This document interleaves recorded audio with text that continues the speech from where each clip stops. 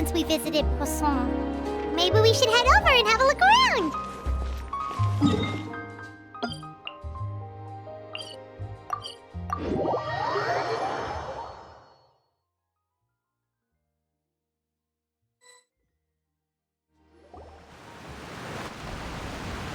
Hey, traveler. Paimon. Oh, Paimon knows that voice! Over here.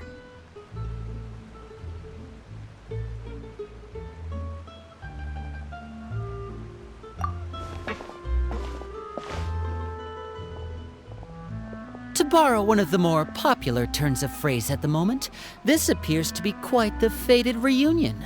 Running into you two out of the blue like this has really made my day. I certainly wasn't expecting it. You can say that again. What brings you to Poisson? Wait, Paimon's got it! You must be here for one of your magic shows, right? Actually, we've run into a bit of trouble on the home front, so Father arranged for us to stay in Poisson for the time being. Oh, are Lynette and Fremine here too? Yep, along with most of the other members of the House of the Hearth. You may have noticed Poisson seems a bit more crowded than usual. So you're saying nearly the entire organization has moved to Poisson? Sounds like you've run into way more than just a bit of trouble. What's really going on?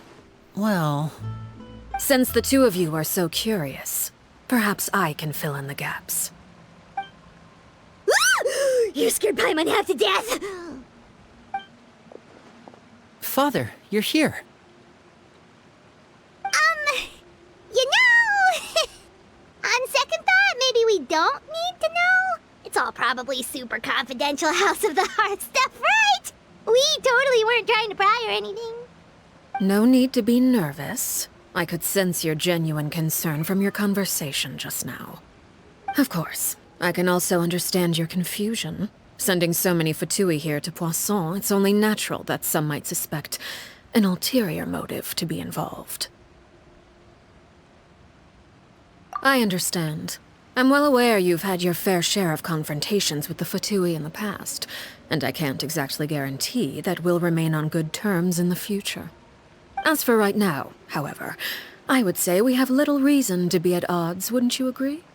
The House of the Hearth could stand to be more open with those who have worked so closely with us in the past. As for the issue at hand, well, it hardly relates to any ulterior motive. To be frank, it all stems from a certain rumor circulating around the House of the Hearth. It's an internal matter. What sort of rumor? A rumor that a certain phantom child is hiding away in the House of the Hearth. A phantom child? Ooh, just hearing the name is giving Paimon the creeps. A spirit that should have long ceased to exist is lurking in the shadows of the House of the Hearth. So I decided to bring the children to Poisson before continuing to investigate the situation. I expect I should be able to track down the spirit fairly quickly. After that, it's just a matter of resolving the situation, if you will. It shouldn't be much trouble at all. If you're curious, or if you still have some concerns, it might be advisable to stick around for a few days. I'm sure the children would be exceedingly pleased to welcome some visitors. Lenny, I'll leave you to entertain our guests. I have some matters to attend to. Of course, Father.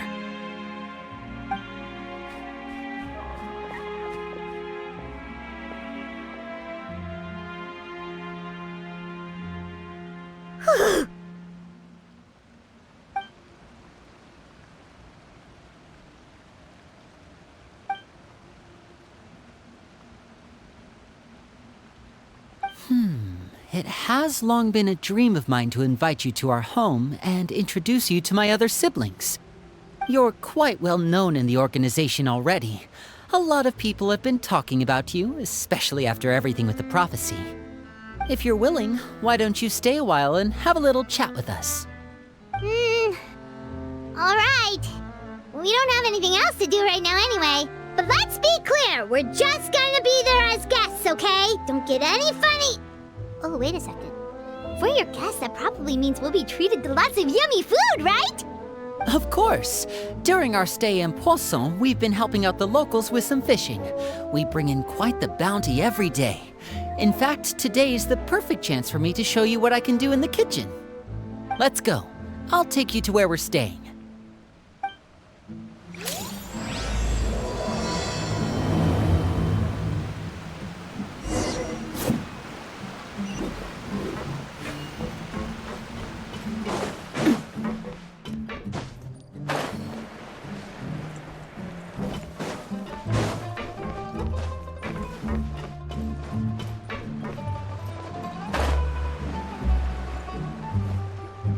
We rented this house from one of the locals to use as a temporary base. I'll come back later and tidy up a bit.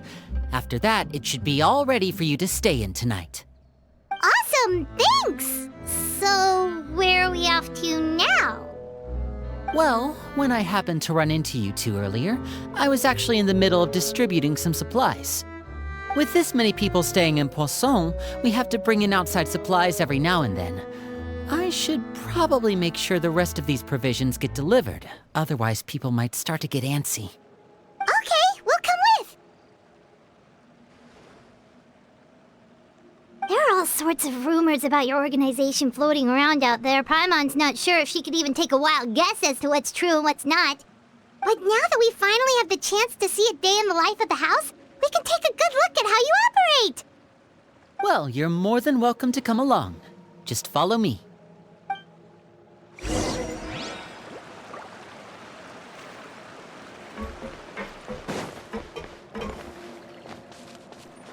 Feeling lucky?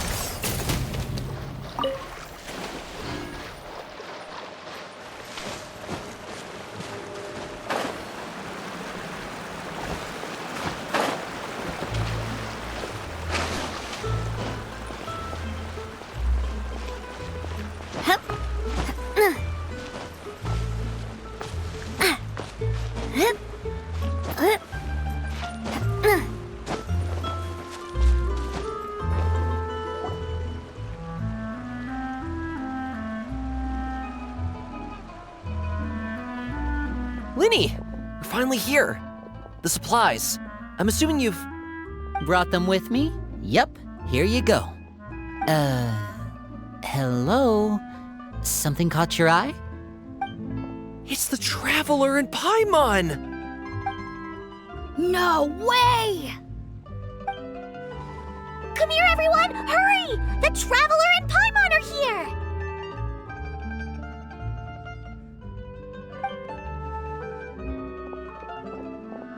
One at a time, please. Don't crowd around them all at once. We don't want to scare off our guests now, do we? Oh, it's all right! Gotta say, Paimon didn't realize we were this famous. Of course! Father and Linny have told us so much about you. Father told us about how you helped Linny. According to her, you're a trustworthy friend. And as far as she's concerned, that's pretty much the highest compliment we've ever heard her give. As you can imagine, everyone's been very curious about you. I heard the Traveler is so strong that she can move a mountain with her bare hands. I heard Paimon eats so much that she can clean out the entire pantry at Hotel de Boer in just 3 days! Wait a second! That's the rumor you heard about Paimon? Oh, not cool at all!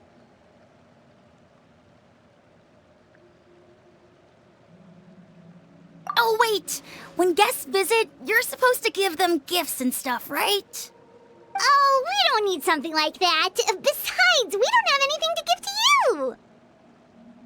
Come on, we insist! I can give you some of my new potions. Just pick your poison. And by that, I mean medicine or actual poison. I've got both. Huh? Or maybe Shaplo can teach you guys about stealth! He's super good at it! He's never been caught. Ah, now that's not a bad idea.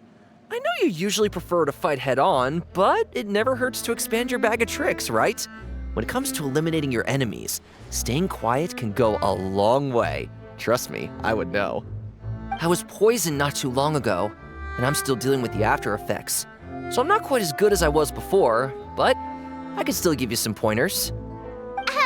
Wait, when you said gifts, Paimon didn't think you meant poison. and stealth tactics. But those are the best things we can give you. You don't like them? Ooh, how about this? Tell me the name of someone who really annoys you, and we'll teach him a lesson for you. All right, Fold, Selwar. I think that's enough suggestions for now. When it comes to being a good host, it's the thought that counts. You don't need a physical gift to make our guests happy. In fact, pestering them with suggestion after suggestion might make them more annoyed than anything. I would say your enthusiasm has certainly gotten across. Really? Awesome! It's been so long since we've had guests to play with. If there's anything you need, just let us know. Yeah, especially if it's poison or something. I've got all sorts of potions for that. Well, we'll talk to you all later. We've still got supplies to distribute. All right, see you later.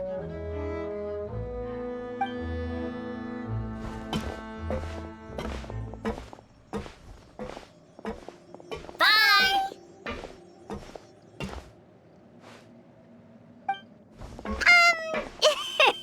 Lenny, about all that poison and stealth tactics talk just now. Scared you, did it? That kind of talk comes with being part of the House of the Hearth. When Foltz was really young, he strangled all of his family pets, just out of curiosity. He was labeled a dangerous problem child and was abandoned by his family. Elwar has an unnatural obsession with potions. Father has forbidden her from trying all the different concoctions she comes up with, but she still tries to test them in secret. You really have to keep an eye on that one. Chaplot is around my age. While I'm mainly responsible for collecting intelligence, he handles surveillance. He's very passionate about his work and has no reservations about taking on some very difficult missions. I know you two probably aren't used to that kind of talk, but I can promise you they only had the best of intentions. Things like stealth tactics and developing different poisons, they really mean a lot to them. They were just trying to share the best of what they could offer, that's all.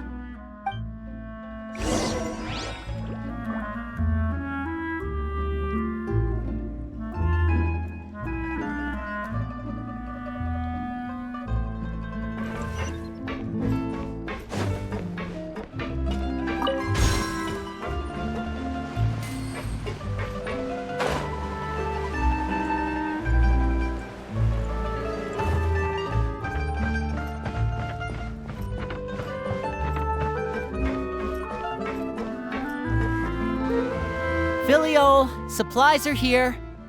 Thanks. And who are these two? Outsiders? Allow me to introduce you.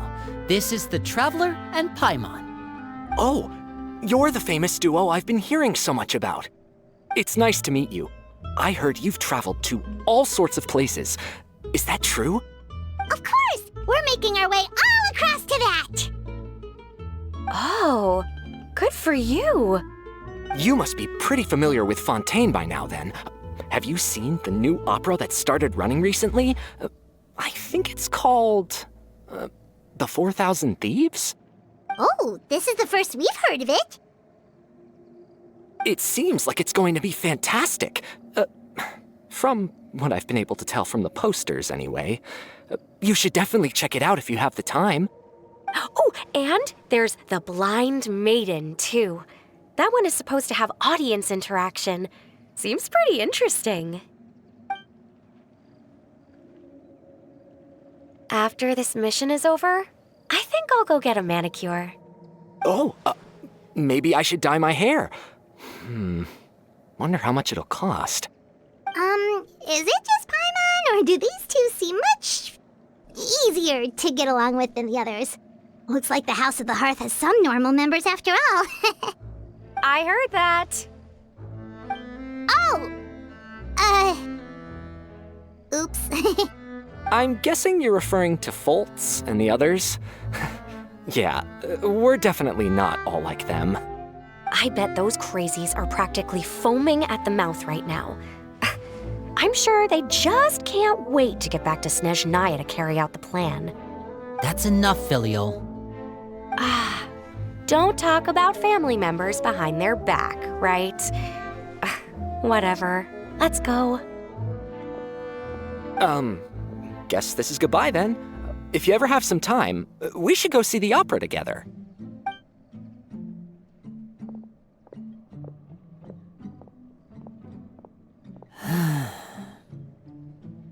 Well, that's it for the supplies. We should probably head back as well.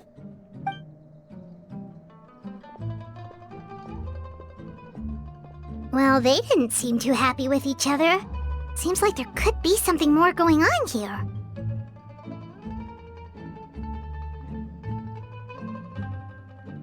You're right.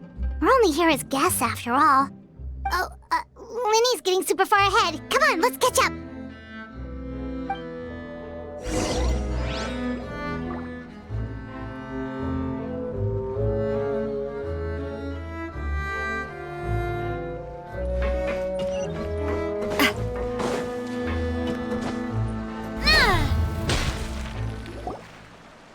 So, what do you think of the members you've met so far? Well, Father is always encouraging us to be strong-willed and independent. So if there's one thing we've got, it's people who aren't afraid to speak their mind. Well, I should probably get cooking. Wanna join? Of course! Then let's head out and... Huh? Fremine? What are you doing here? Well, Fremine! Nice to see you again! you too. I heard you're here as guests of House of the Hearth. Welcome. We were just going to make some food. Why don't you come along? I could use some help in the kitchen, and I seem to remember you mentioning you wanted to make seafood soup for the traveler in Paimon. Seafood soup? Oh, Paimon's drooling already. Were you looking for something just now, Fremine? Maybe I can help. It's nothing. I just wanted to see if there were any extra supplies. Yeah, we've got some left over. What do you need? Some food and water, and some clean cloth, if possible. No problem. Give me a second here. Food, water... Wait a minute. What do you need all of those for? You're not on any missions as far as I'm aware, and you were just going to come eat with us. So what's this all about? I thought I'd grab an extra portion because I get hungry at night. Could be because I'm growing, you know, and... Fremine, you remember what I told you? You're not like me. Your lying skills still need some work. Tell me what's going on. Is it really bad enough that you have to keep it from your own brother? Maybe it'll be better if we gave them some space.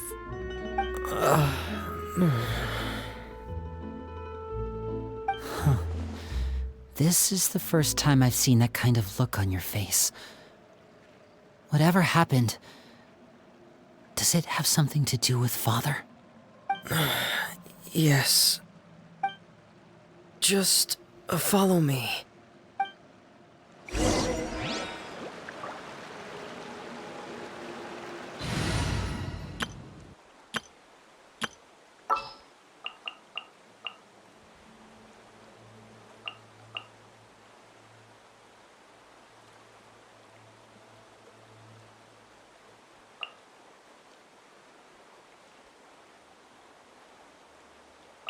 Thank you for permitting, no, inviting me to...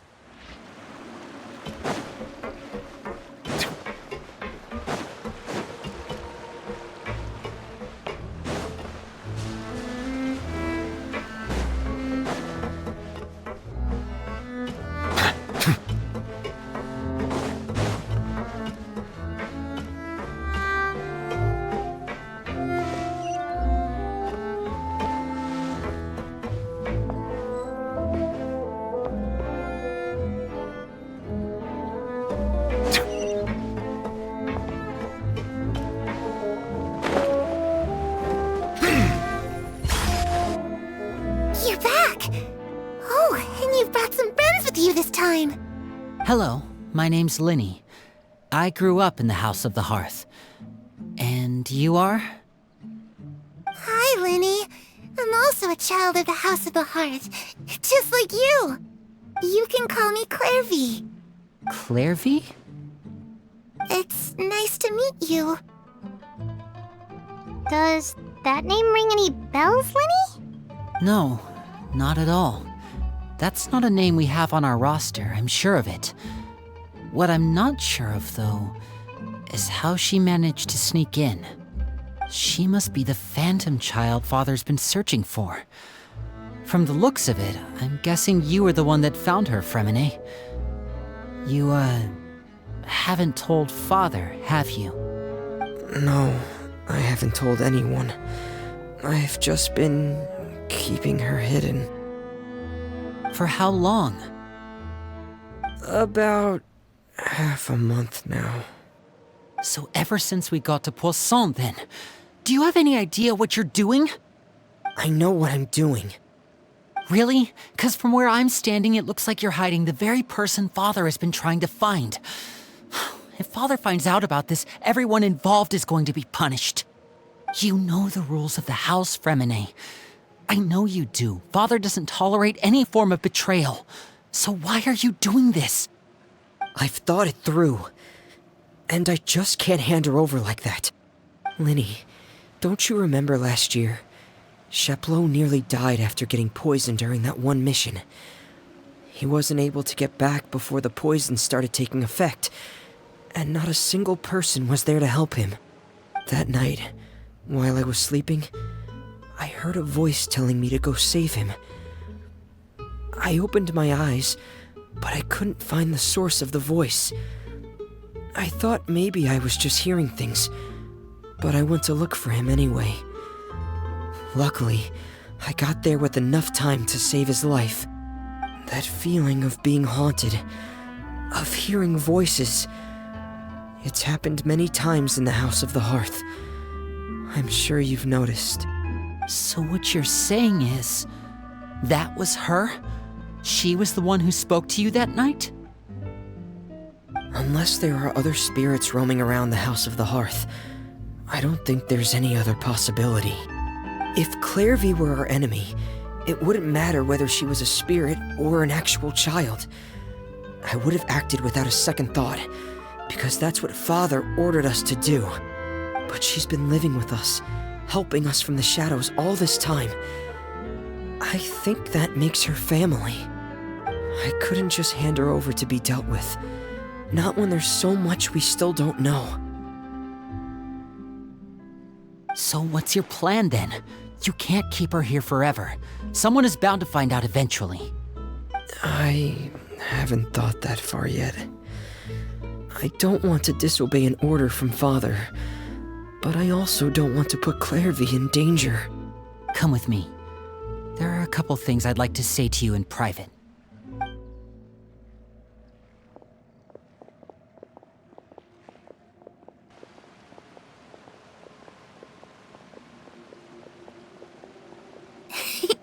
Those two sure care a lot about each other. Well, they got a funny way of showing it. From where Paimon was floating, it sure seemed like they were about to bite each other's heads off. No way! They have a really deep bond. I could tell right away, 'cause I also have a friend like that. I just don't know how long that kind of bond can last. The darkness in the house runs deeper than you can imagine. No one can get out alive. I'm sorry, Linny. I really didn't mean to drag anyone else into this. Oh really? You didn't mean to? 'Cause I for one wish you did. Huh? What do you mean? You know, when we were younger, you didn't call me Linny. You called me brother, just like Lynette. We grew up together, the three of us. We were all orphans, all rescued by Father. Of all the siblings in the House of the Hearth, I think our bond was the closest. Later on, when you started calling me Linny, I wasn't actually surprised. After all, Lynette and I are related by blood. We've had to depend on each other to survive long before we joined the house. Linny,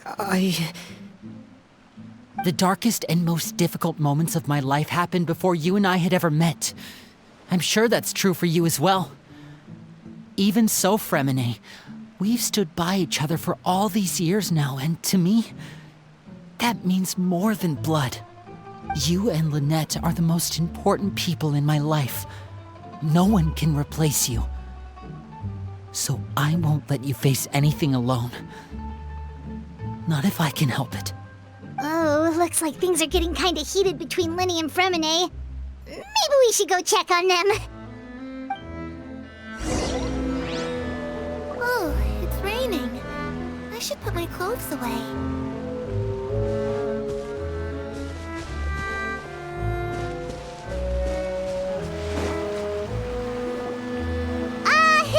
Hey, you two! Hope we aren't interrupting anything. Like a fight, or... Oh, wait a minute, Fremine. You're not crying, are you? Is everything all right? everything's fine. Thanks for asking. Well, we're all friends here, right? We've been through so much together, so if there's anything we can do to help, just say the word. It's just a small family dispute. It's not something our guests should trouble themselves with. In fact, it might be better if your stay ended here. What are you getting at, Traveler? When guests are around, families are often on their best behavior. And any disputes are less likely to escalate. That's what you're trying to say, isn't it? I just... Thank you. I was really hoping to keep you out of it. But even if I could think of some other reason to turn you away, I'm not sure I could convince you. I know things could turn dangerous, so I promise you this. From now on, I'll protect you like my life depends on it. Me too. Well, back to the matter at hand then. If we don't plan on handing Clairvy over to Father, then our only other option is to solve the mystery of her identity before Father is able to track her down. That means finding out where she came from and what she's doing here. Then we can send her on her merry way and pretend like none of this ever happened. I've tried that already. And? And... nothing. I tried taking her somewhere really far away, but... after some time, she just reappeared. She even came with us all the way to Poisson. It seems like wherever the house is, she follows. I don't know much about spirits. Do you two have any ideas? Let's see here. Paimon remembers hearing something like, if you fulfill a spirit's last wish before they died, they'll let go of whatever's keeping them here and return to the ley lines. Oh, it's just that Paimon doesn't really remember where she heard that, so it's not guaranteed to work or anything. Well, sounds like it's worth a shot. Guess that means we should go ask her about her wish. But first, Fremine, I need you to promise me something. What is it? I need you to promise me that this will stay between the two of us. We're the masterminds behind this whole thing. No one else gets involved. Can you do that for me? Of course. I promise. All right. Then let's seal the promise just like when we were kids. Fist bump on 3. Ready? 1, 2, 3. I swear.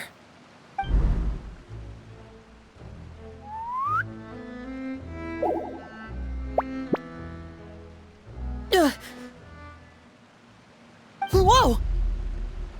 Lynette! But what a surprise! What brings you here, dear sister? And, when exactly did you get here?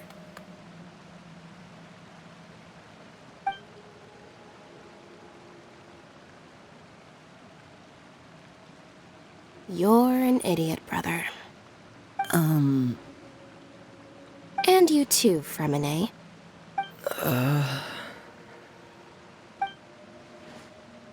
You 3, Traveler. And you 4, Paimon. Wait, what did we do? I've seen Clairvy around the House of the Hearth before. I hadn't seen her in Poisson, so I figured she must not have come with us. But it turns out you were just hiding her. I heard you talking about your plan. Rather than steering clear of the situation, I'd rather fully join in.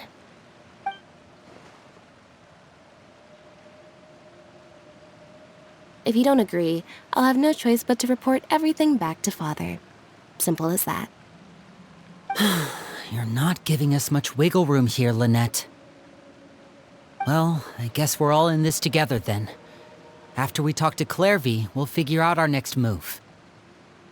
There's no time to lose. Let's go.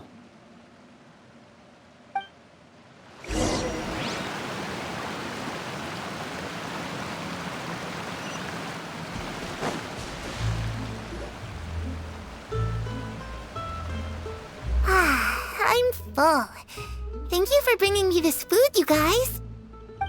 She said she's full, but the food doesn't look like it's even been touched.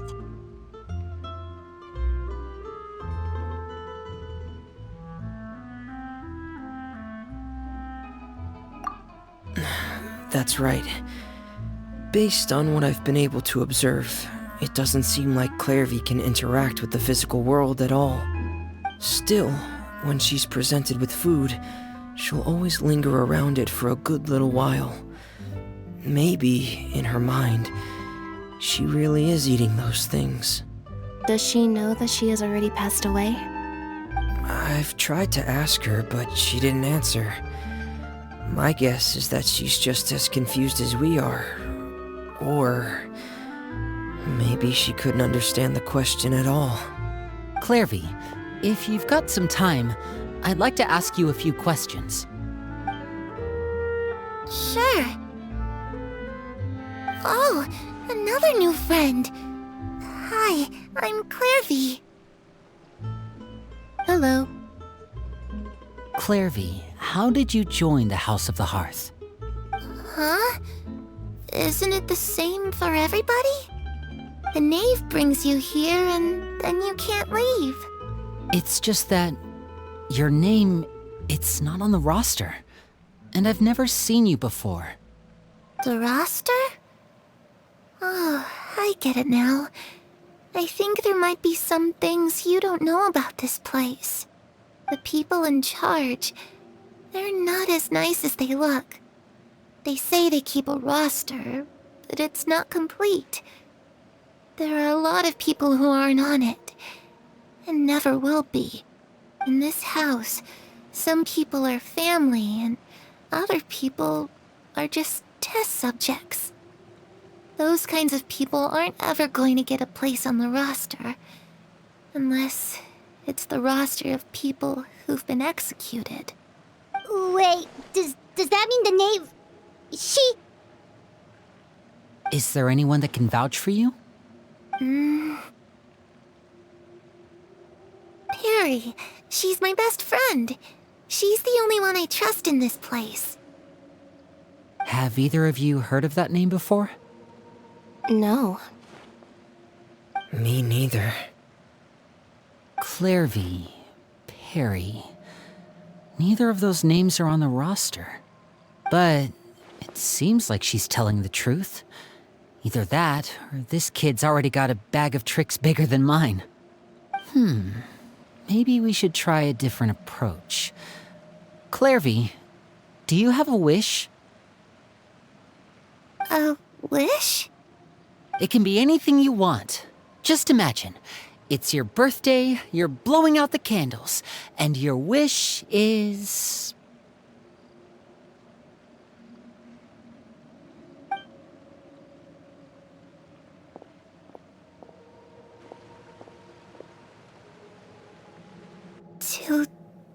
To go outside, where the sun can find me. That's it? Well, that sounds easy enough. darkness in the house runs deeper than you can imagine. No one can get out alive.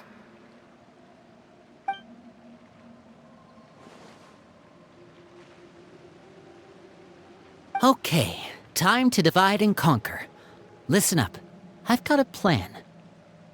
I'll try and find a way to use basic illusory magic to take Clairvy outside and bring her somewhere with sunlight. Lynette, try and find the list of executions that Clairvy was talking about and see if her name is on it. Fremine, you stay in Poisson. We can't be the only ones who've had run-ins with Clairvy. I need you to collect intel on everything she's said and done. Understood. I'll try my best. What about us? What should we do? I really appreciate your willingness to help, but this is a family matter. I don't want to drag you in too deep. It's too risky. Let me think.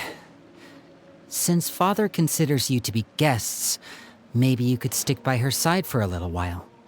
You don't need to do anything except keep up some nice, casual conversation. Ah, Paimon gets it. You want us to distract her.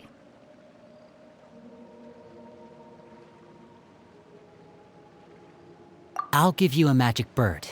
If Father suspects something, all you need to do is release it when she's not looking, and it'll alert me that something's wrong. Of course, that's only as a last resort. If Father doesn't seem to notice us, there's no need to make contact. We'll reconvene here tonight after all's said and done. If the worst-case scenario happens and we're discovered, just tell Father everything. We're not going to let our guests get punished for our own actions. That's where we draw the line.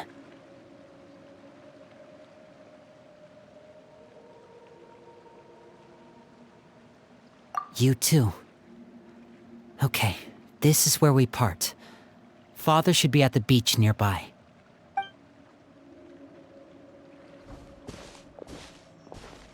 I really hope this goes well. No, it has to go well. That's the only way this can get resolved.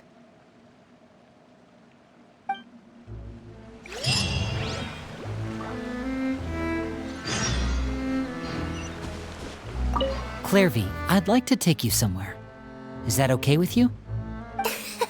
Sure. Where are we going?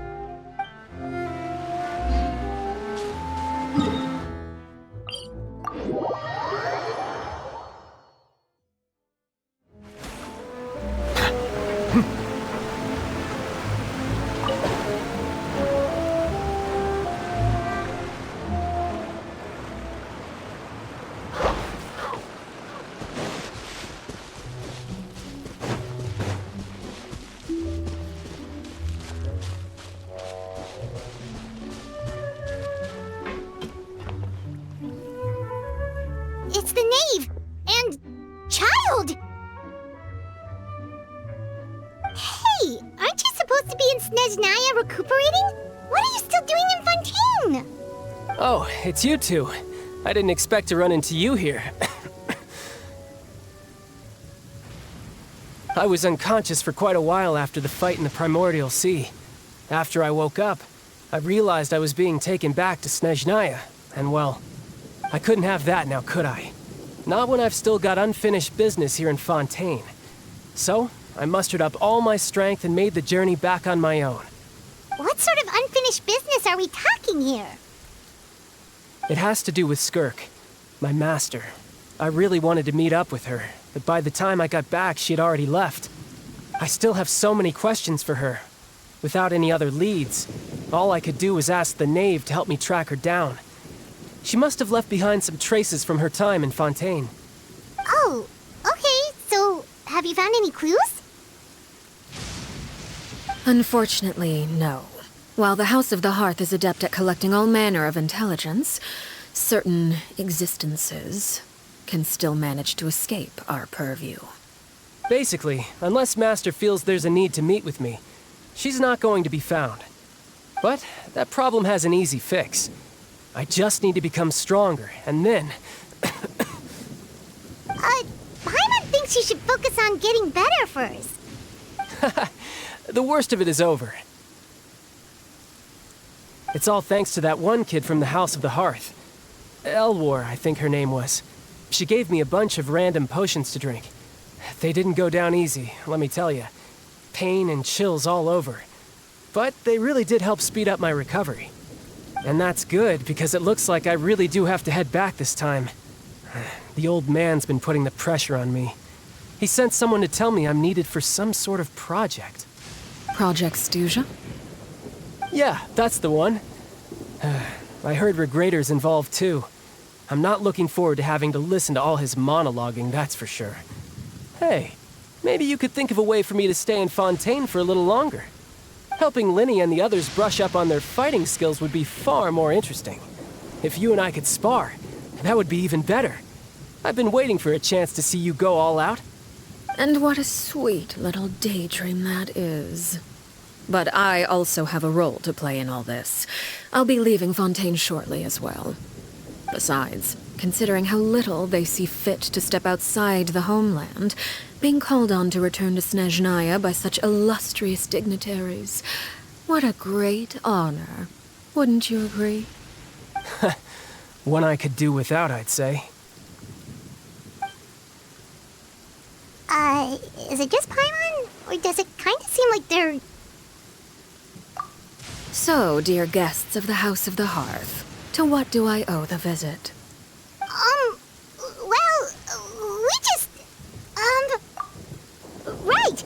We're super close to Linny and the others, but we still don't know much about you! Is that so?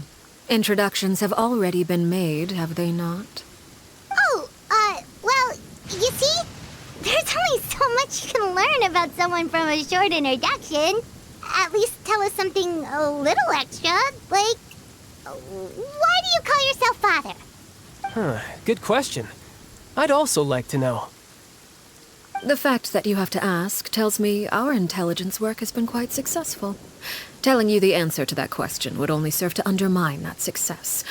And we can't have that, now can we? Spoken like a true diplomat. That was some expert sidestepping right there. Well, if there's nothing else, I think I'll take my leave. I still have a small matter to resolve at home. Wait, don't go!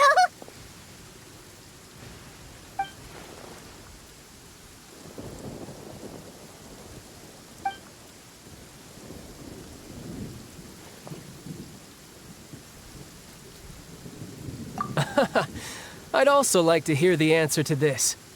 I've met some of the members of your organization, and they all seemed like really good kids. They actually reminded me of Tonya and Tusser. Which, by the way, if you ever betray them, I'm just letting you know, I won't let you off easy. And why would I betray them? Well, you've already betrayed the House of the Hearth once, haven't you? At least, that's what I heard.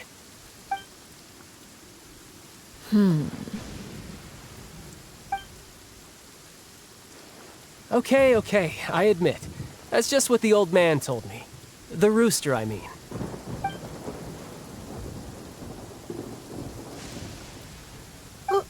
Wait, did you really do something bad to those kids? Never mind what I've done. I'm more curious as to what the mighty rooster had to say. Care to enlighten me? Well, nothing much. Just some stuff about you taking out many other members of the House of the Hearth, and even going so far to attack your own family. I see. Oh, based on your reaction, I'm guessing it's all a bunch of lies. Hardly. I don't appreciate his particular turns of phrase, but I suppose he didn't say anything untrue. Although, it would be more accurate to say that there is a certain level of prejudice involved, but I don't intend to clear that up just yet. Prejudice has a funny way of concealing the real truth behind certain things, an attribute that I find to be quite advantageous. Call yourself a Fontainian, for example, and people will assume all sorts of things, when the real truth is that this is simply the land where I was raised. Huh? You're not actually from Fontaine? But then why did you try to help out with the prophecy and everything? I was trying to protect the children born in Fontaine. Claiming that I myself was a Fontanian simply made it easier to operate. People would hardly suspect a fellow Fontanian of having any ulterior motives. Who wouldn't want to save their homeland after all? The primordial sea wouldn't have any effect on me, but it would have caused great harm to the House of the Hearth. Well, you wanted extra information, didn't you? There you go. I hope that satisfied your curiosity.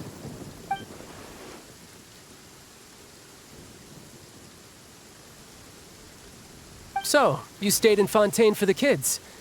I guess I was wrong to believe you'd betray them. Apologies. Looks like I was holding on to some prejudices myself. Good. Like I said, I like it when others have misconceptions of me. Actually, while I was recuperating at the House of the Hearth, there was something else that really caught my attention.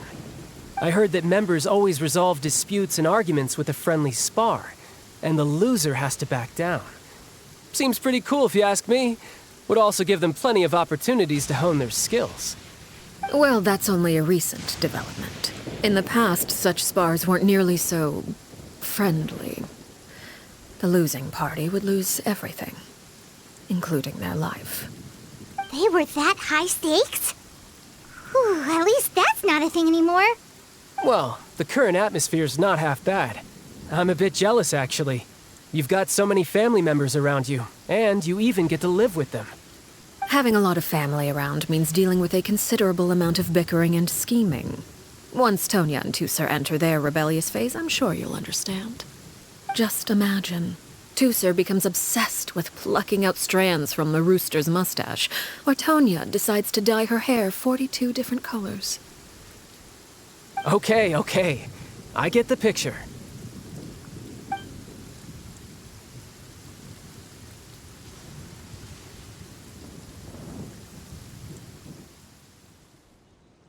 Well, would you look at the time? I should probably get going. Traveler, Paimon, I'm not sure where our paths will cross next, but the next time we run into each other, we should definitely try and find some time to spar. Again, maybe this is a conversation we can have when you look less like you're gonna keel over. All right. Well, thanks for everything, Arlecchino.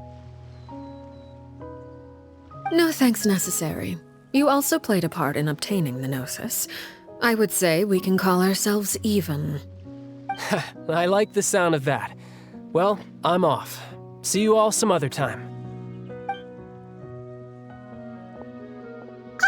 We should probably get going too. Do you want to head back with us? Oh? You want me to leave so soon? Oh, well, you see, I'm rather enjoying the evening breeze. If you don't mind, I think I'll stick around for a bit. I have some things to think about. Apologies for not attending to you like a proper host. Please forgive this slight. I do hope you'll have a pleasant stay.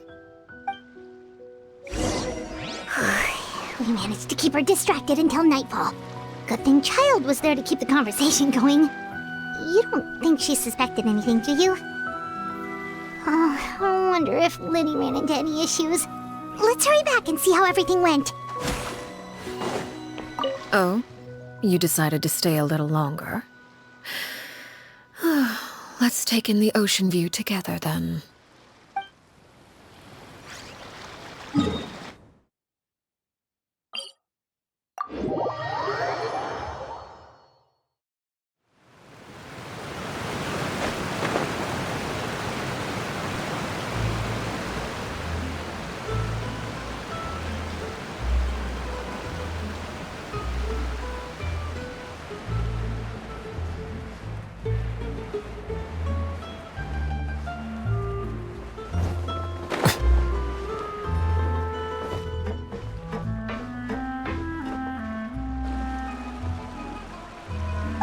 How did everything go? Well, long story short, we ran into a small issue. Clairvy can't go into the sunlight.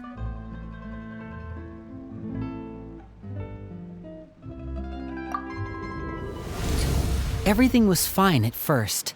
She followed me up to the surface just like I told her.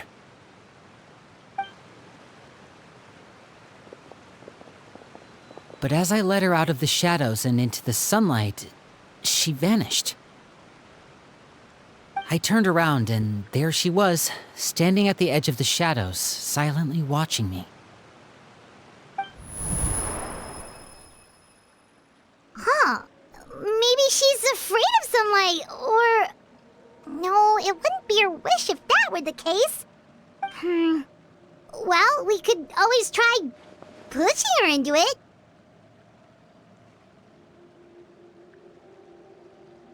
Oh, true.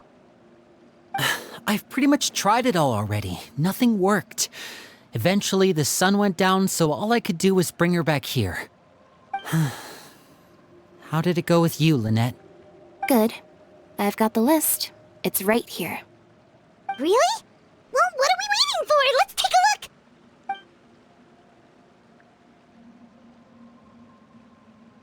Oh, that's a lot of pages. Oh, it's gonna take forever to get through it all. We can each take a section. Here. La Pouillade, l'endroit, Chambel, horaire.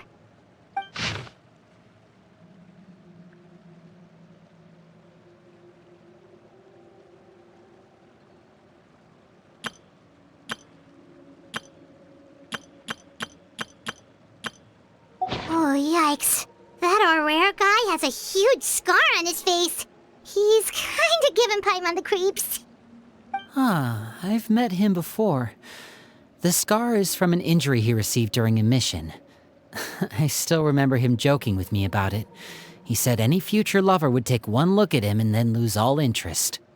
Did he say anything else? Well, I asked if there was someone he was interested in. He said no, and that's where our conversation ended. It was only later that I learned he really did have someone he liked. He risked everything to escape so he could be with her, but it didn't work. One day, Father asked to see him, and, well, I never saw him again after that. Wait, so that means the knave, she... It may seem cruel, but it's just one of the rules of the house. Betrayal is not to be taken lightly. We know too many secrets to come and go as we please. So, if you do try to leave, you pay with your life.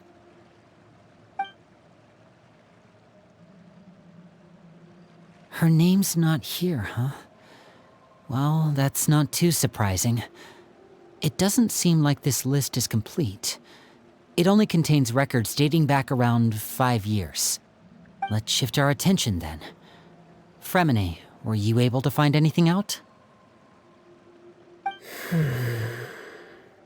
Fremine. Sorry. I was thinking about something. I managed to talk to quite a few people, but I couldn't help but notice that the atmosphere in the house was a little... strange. Strange? Yeah, I mean, I know there have been arguments in the past, times when people haven't gotten along. Chaplot and Filiol are a good example of that.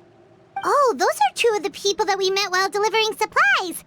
Paimon can see how they might not get along. They had very different vibes, and their, interests seem to be pretty different as well. That's to be expected, actually. Father brought us all here, shared her knowledge with us, taught us how to fight. That's one thing we all share. But that's also where the similarities end. Not all of us feel the same desire to stay here. As members of the House of the Hearth, we're also considered part of the Fatui. And to a lot of people, that's an identity they never asked for. Certain members get older and realize they want something else for themselves. But considering the rules of the house, most people would never say that out loud. People like Chaplot and Foltz are loyal to Father and her vision. They're proud to be part of the Fatui. Filiol and Nantoy, on the other hand, well, they aren't quite as enthusiastic. These kinds of conflicts have always been there. It's not like Father is in the dark about any of this. Well, that's true. But it just feels like things have gotten worse lately. Filial and the others, it seemed like they were meeting in secret to talk about something. I can't say for sure, but I think they've met Clairvy. You think she's been inciting them to act out? No, not exactly. But I wouldn't be surprised if she said something to them about the darkness in the house and how deep it runs. She's told me about it before. Experiments being run on children. People being used as pawns on the battlefield without so much as the strength to survive. And they just believed all that? Without any evidence? Clairvy's words probably gave them the excuse they were looking for. Whether they actually believe them to be true is secondary. This is all because of Project Stuja, isn't it? Whoa. Hold on a second. What's this Project Stuja all about, huh? This is the second time it's come up now. Sorry, but I'm not sure of the details either. I only know what Father has told us, which is that it's something the Rooster and Regrator have been working on together. Apparently, it has to do with the Fatui's strategic plan for the future. Because the House of the Hearth was so successful in obtaining the Gnosis, we now have the honor of playing a key role in Project Stuja. Wait, but isn't that a good thing? Key role is just another way of saying dangerous role. To us, the whole thing is an inconvenience. Father thinks so too, but she's in no position to refuse. Their plan isn't exactly unreasonable, and they've been funneling the house a lot of funding. It's just that we'll lose a lot of members in the process. Participating in the plan, it's an honor in name only. What they're really trying to do is subdue us. The existence of an intelligence organization outside their control makes them feel uneasy.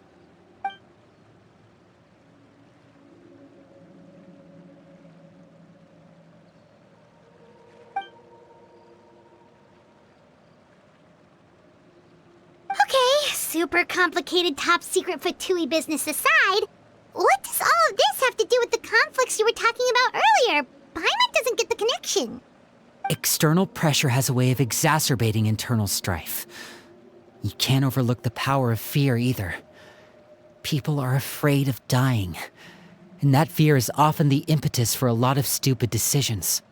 I thought resolving the Clairvy situation would make everything go back to normal, but it looks like things are more complicated than I thought.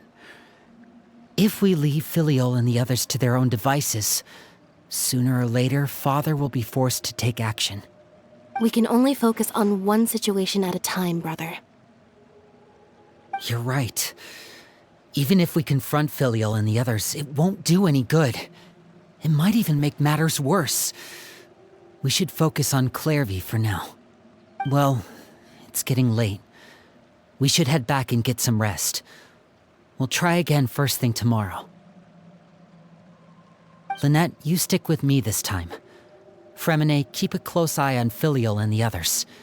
Make sure they don't do anything they'll regret. Good work today, everyone. Have a good night, and I'll see you tomorrow.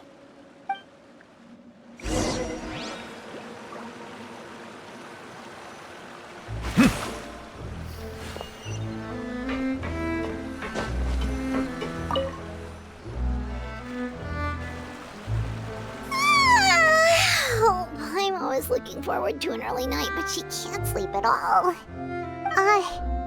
Hey, you don't think the knave will be too angry with Linny and everyone if she finds out about all this, do you? She's even scary when she smiles. If she were to actually get angry... Ooh, you have to protect Paimon if that happens, okay, Traveler?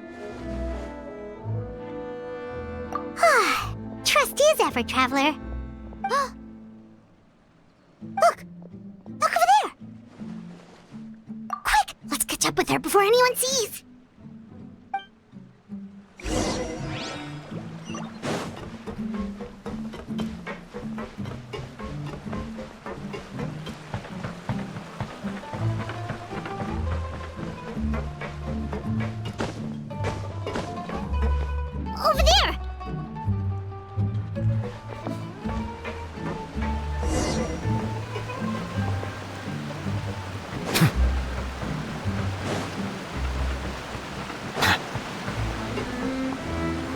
is she going? Or if someone sees her, we're toast.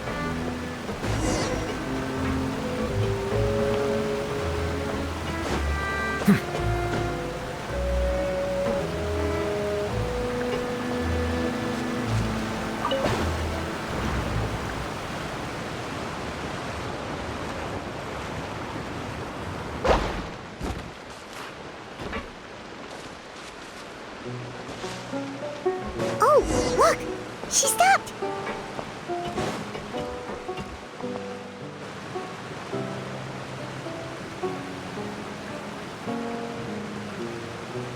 Clairvy! Shh! I opened the window while no one was looking. Look how pretty the outside is. If only I could have more than this. You probably think I'm being silly, huh? All this hopeless resisting? It's better to dream of what I could have than try to make it a reality, right? Please, help us get on the same page here, Clary. We need you to tell us what you know. Can you do that? Sure. Although, after you hear all this, I think you might regret that decision. Everyone in this family is nothing more than a tool, something to be used and exploited. We're all expendable, including me. As long as you're useful, you get to stick around. Lose your value, and you're handed over to the doctor, experimented on, and given a fate worse than death. I've seen it happen again and again, and I've had enough. You're saying the knave did all that? It's just, that doesn't seem like something she would do. She's scary and all, but it seems like even she has lines she wouldn't cross. I knew you wouldn't believe me. Everyone thinks she's a good person. They all think of her like a real mother. Mother? But she doesn't deserve that title. She's disgraced it and tarnished it. And if I had things my way, I'd never see her again. If only Perry were here, she'd understand. Perry? There's that name again. Also, Paimon's getting a strange feeling. It almost feels like she's not really here with us. Paimon can't tell if she's actually talking to us or if she's mistaken us for someone else. Well, in any case, it seems like she really needs someone to talk to. We should keep her company for a little longer. She looks so young. But it seems like she's been through a lot. It's getting windy. I should close the window. Ooh, look at the moon. Isn't it pretty? Hey, wanna hear a secret? I heard that if you look up at the night sky in Snezhnaya, you can see the aurora. It's supposed to be super pretty.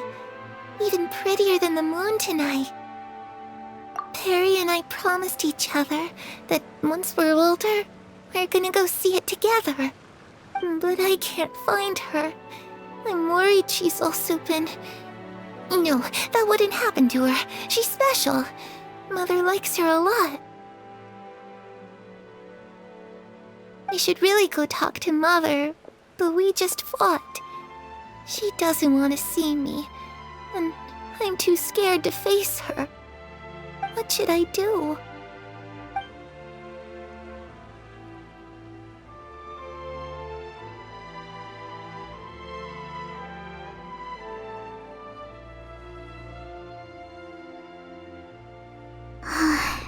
Paimon really doesn't understand what's going on with her.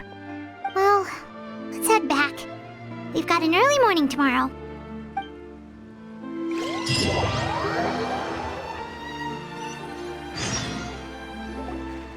All right, looks like we're all here. Let's go ahead with the plan.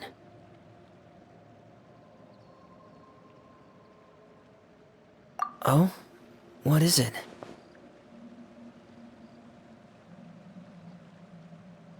What makes you ask that? Well, we kinda ran into Clairvy last night, and that's what she told us. We met the doctor back in Sumeru. He's super dangerous, and he's done all sorts of bad things. It's possible that Father and the Doctor have had certain dealings, but I don't think Father would work with him. We're not really on the same side, so there's not a lot of trust between them. That doesn't exactly set the stage for a successful partnership. I did hear, though, that when Father first became a Harbinger, the Doctor offered to work with the House of the Hearth. Father rejected most of his proposals, except for one. It had to do with some sort of secret experiment. Secret experiment? Could that be what Clairvy was talking about? I don't think so. I don't know any details about the experiment itself, but I do know it's an entirely independent operation. The Doctor only proposed a direction for the research. That was the extent of his involvement. I still don't think that counts as working together. The details of the experiment are confidential, but complete records are kept on all participants. That doesn't seem to be the case with the situation Clairvy referred to. I know you don't agree with some of the Fatui's methods, and I'm not asking you to. But I am asking you to trust us on this. The House of the Hearth has its own principles. There are certain lines we're not willing to cross. Alright, that's good to hear at least. Clairvy seems to think the Knave and the Doctor worked together to do something horrible. If that turned out to be true, Paimon doesn't know how he would even face you guys. It's just that it doesn't seem like Clairvy is lying either. The easiest thing to do would be just ask the Knave directly, but Paimon doesn't think she'd tell us. Father didn't come back last night. She's probably still near the shore. We'll be counting on you to distract her. Lynette, you're with me. Fremine, you know what to do. Be on your guard, everyone. All right, let's get to it.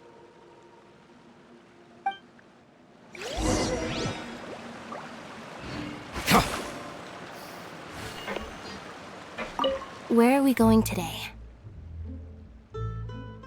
Let's try somewhere further away this time.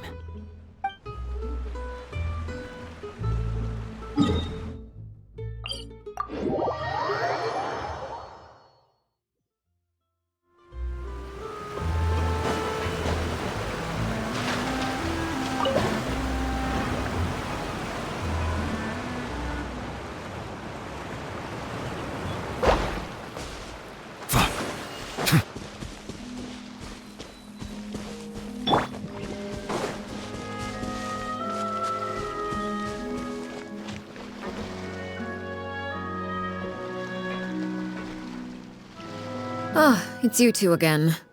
I must say, you look a bit pale. Did you have trouble sleeping last night? A little. Perhaps if you had less on your mind, you'd be able to absolve yourself of such troubles. So what are you planning to do now? Catch up on some sleep? Or should I give you some time to rack your brain for a topic to discuss before I ask any questions? Although I must profess to being curious. Without Child here, how do you plan on distracting me? Us? Distract you? A good one. But no, we were just here for a chat. Looks like you could have used some extra time to think. No matter. If you don't have any other plans, why don't you accompany me somewhere? Don't worry. I'll be sure to steer clear of any scheming children. The ocean breeze is sure nice today. Children always think they can hide things from the grown-ups. But nothing gets past me. Least of all a little scheming. I think I'll let them have at it for a little longer. I can be very patient. Well, I'll leave you to think things over. If you're so inclined, meet me outside the Palais Mermonia. Good things come to children who do as they're told. So I do hope you decide to tag along. If only for your friends' sakes. What should we do? She clearly knows about everything we've been doing, and Paimon doesn't think it'd be a stretch to say she was threatening us just now.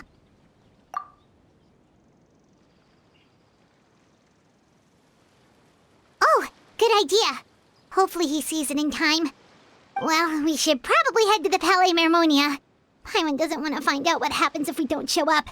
Based on what the knave was saying just now, it sure didn't seem like it'd be anything good. Okay, then we probably shouldn't keep her waiting.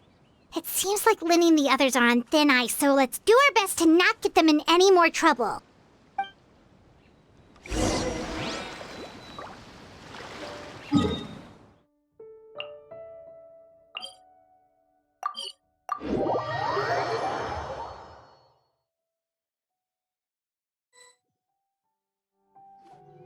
Seeing as we still have some time before my meeting, we might as well enjoy some pleasant conversation while we wait.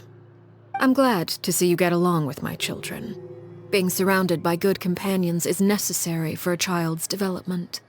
You're not planning on doing anything to them, are you? I assume you're referring to Linny, Lynette, and Fremine. Although, there's that situation with Filial and Nentoy as well. It appears quite a few people have been acting out lately. No matter. I'm not one to discriminate. All those who betray the house meet the same fate. There are no exceptions. Does that mean you're going to kill them? Oh, are you here to beg for their lives? I'm sorry to disappoint, but the rules of the house change for no one. In my organization, everyone is responsible for their own actions.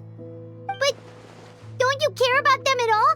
They really respect you. They even call you father. You must feel something for them. Any organization in which feelings come before principles is one destined for ruin. The House of the Hearth is hardly an exception. You could say our principles are more stringent than most.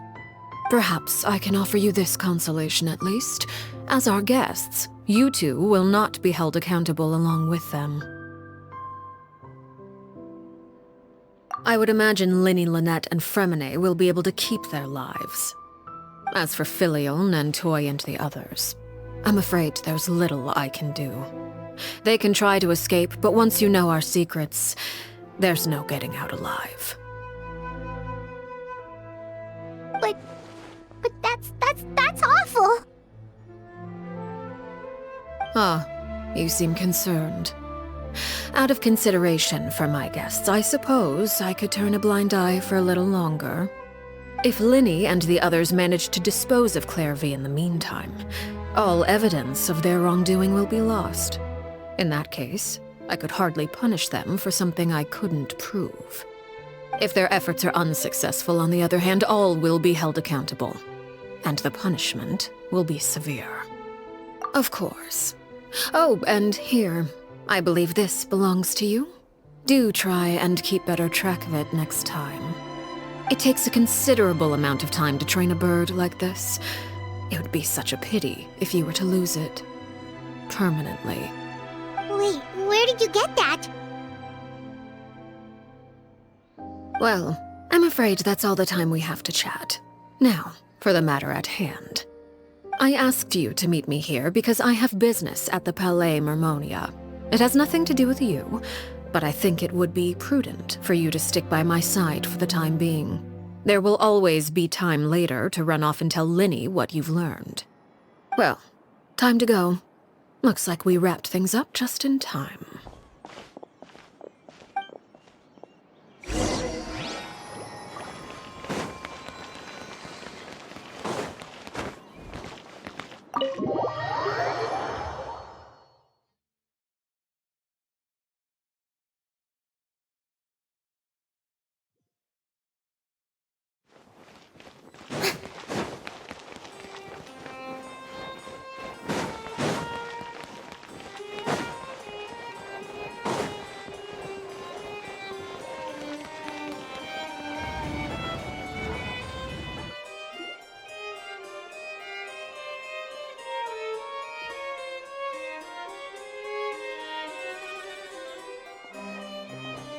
It's been a while, Monsieur Neuvillette.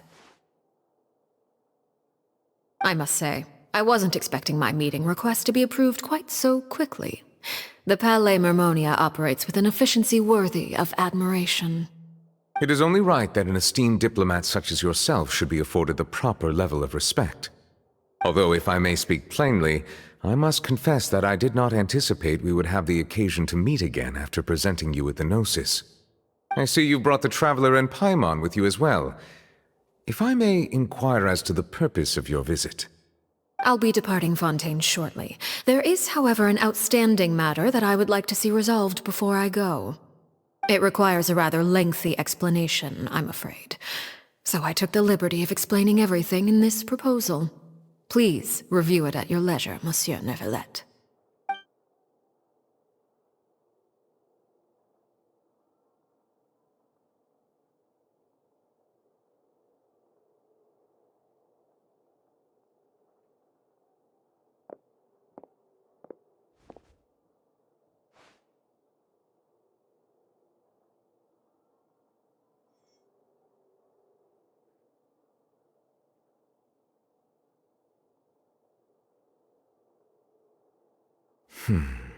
I understand your request. However, at the risk of causing offense, I must admit that I fail to see why you would wish for such a thing. I heard you have a certain fondness for water tasting, Monsieur Neuvillette, so allow me to use water as an analogy. A family is like a large body of water with countless rivers flowing in and out. As someone who watches over this system, I would hope that each river that flows from the source will eventually reach the ocean.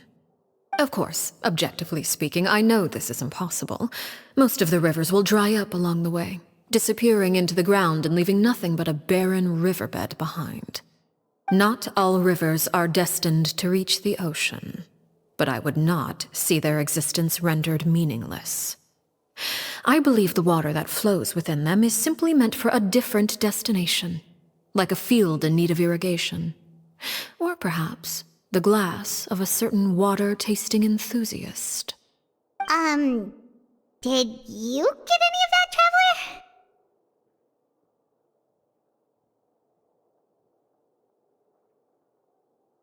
Your words paint an optimistic picture indeed. Allow me to remind you, however, few among us are willing to sip from a glass filled with tainted water. It may have been tainted at one point in time, but not to worry. I'll make sure it's strained of all impurities and returned to its cleanest form.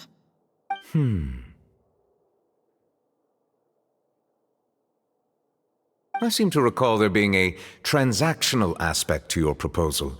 Perhaps you could expound on that? If you accept my proposal, Monsieur Neuvillette, I will gradually withdraw my forces from Fontaine.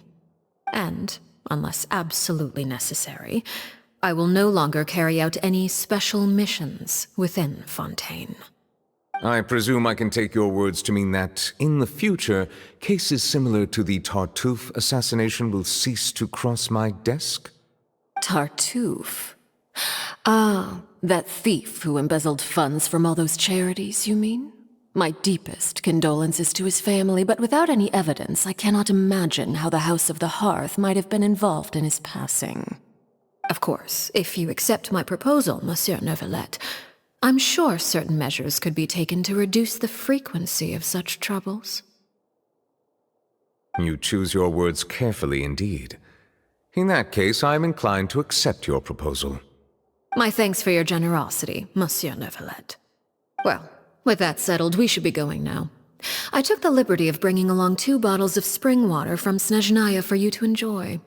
I do hope I get the chance to hear your impressions. Perhaps at our next meeting, yes? Indeed. I trust you would not overlook your commitment in the meantime. All right, Traveler Paimon. Time to go.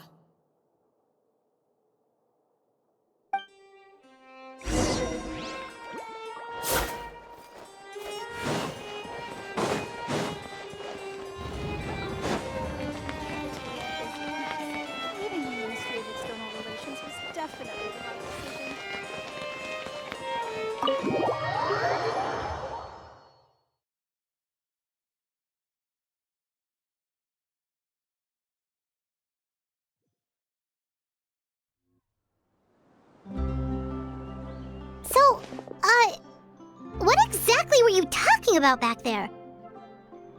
Paimon only heard you mention some rivers, a large body of water, and then some kind of irrigation scheme. You really want to know? I would imagine there might be more pressing concerns at the moment. Winnie, Paimon really hopes everything's going okay.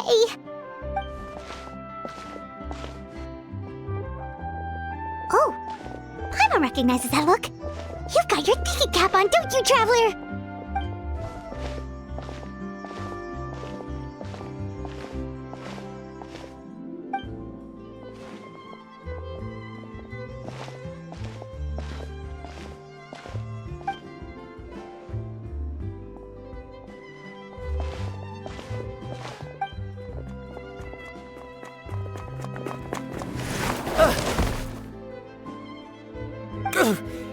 Oh, shoot.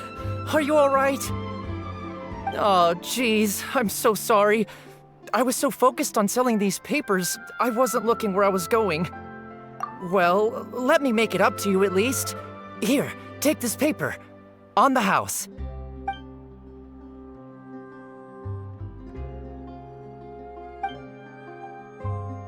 Oh, you don't have to give us anything.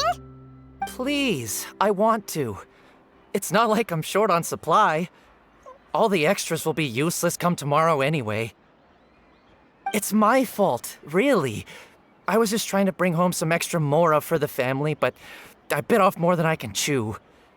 I haven't had many takers today, so I'm still swimming in papers. What's going on here? Nothing much. I just ran into your friend here on accident. I should probably get going, actually, so... Hold on. Of course, I'm happy to compensate you with mora, it's just... I don't have any on me at the moment. I'll take 3 papers. Here. Your payment. Oh! Thank you for your patronage. May the Archons bless you with good fortune. If only I had the chance to run into such generous customers every day. I should probably just take on a smaller inventory though, right? I'm getting married soon, so sometimes it's hard to not get ahead of myself. Anyway, I should head out. Goodbye! Well, now that my affairs are settled, we should take the boat back to Poisson. We've even acquired some light reading to enjoy along the way. Actually, why don't we stick around for a little longer? Paimon just realized how hungry she is. She can't head back to Poisson on an empty stomach.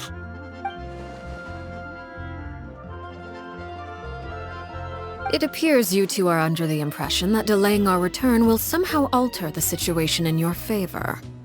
I'm sorry to ruin your fantasy, but your efforts are meaningless. That being said, I could be persuaded to give Linny some extra time. I just have one condition. If you agree to my request, I'll even answer some of your questions. You're quite curious about Claire V, are you not? And my relationship to her. Wait, why are you being so generous all of a sudden? You're not gonna ask us to do something bad, are you? You overestimate yourself.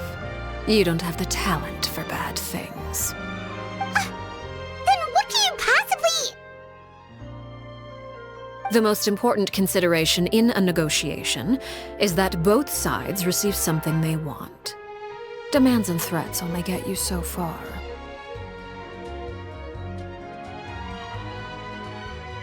Wonderful. Here it is. When the time comes, make the choice that you deem most appropriate in the situation, and lend your help to the House of the Hearth. Okay, sounds normal enough. But what do you mean, when the time comes? When is that supposed to be? That is for you to decide. Then we have a deal. Follow me.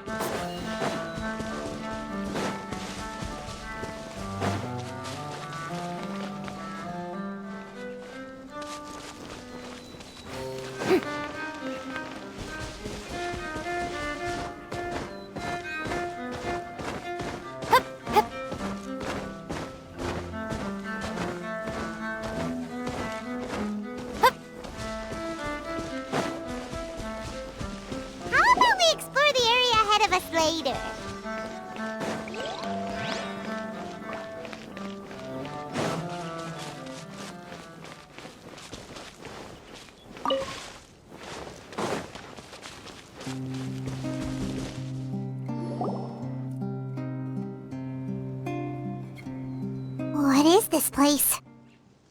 Somewhere long forgotten by everyone. It used to be a grand building. Now it's nothing more than a pile of rubble.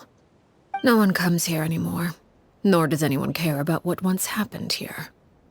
Although, this place does have something to do with the story I'm about to tell you.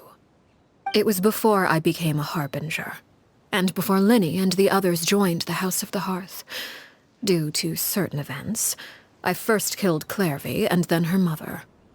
And this is where it all happened. You were the one that killed Clairvy? Patience now. Allow me to explain Clairvy's side of the story first. I'll start from the beginning. Clairvy was 6 years old when she was brought by her mother, Crucibina, to live in the House of the Hearth. From the outside, it seemed like a fairy tale. A thriving family made up of kind adults and friendly children. Crucibina was the knave at that time, and the House of the Hearth was under her control. She was Clairvy's mother by blood, but she was also the mother to all the children in the house. Clairvy was happy here, for a time. But she quickly realized that being part of this family wasn't a fairy tale at all. It was a kind of purgatory. Purgatory? Exactly.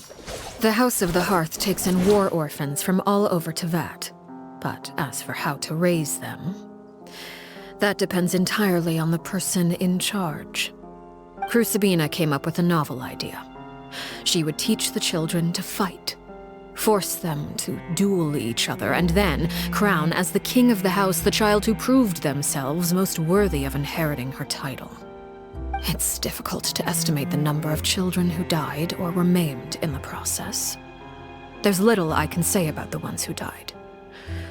The ones that emerged with permanent injuries, on the other hand, well, they still served a purpose. They would be handed over to the doctor to be experimented on, or sent away on dangerous missions. Nothing more than tools to be used and then discarded.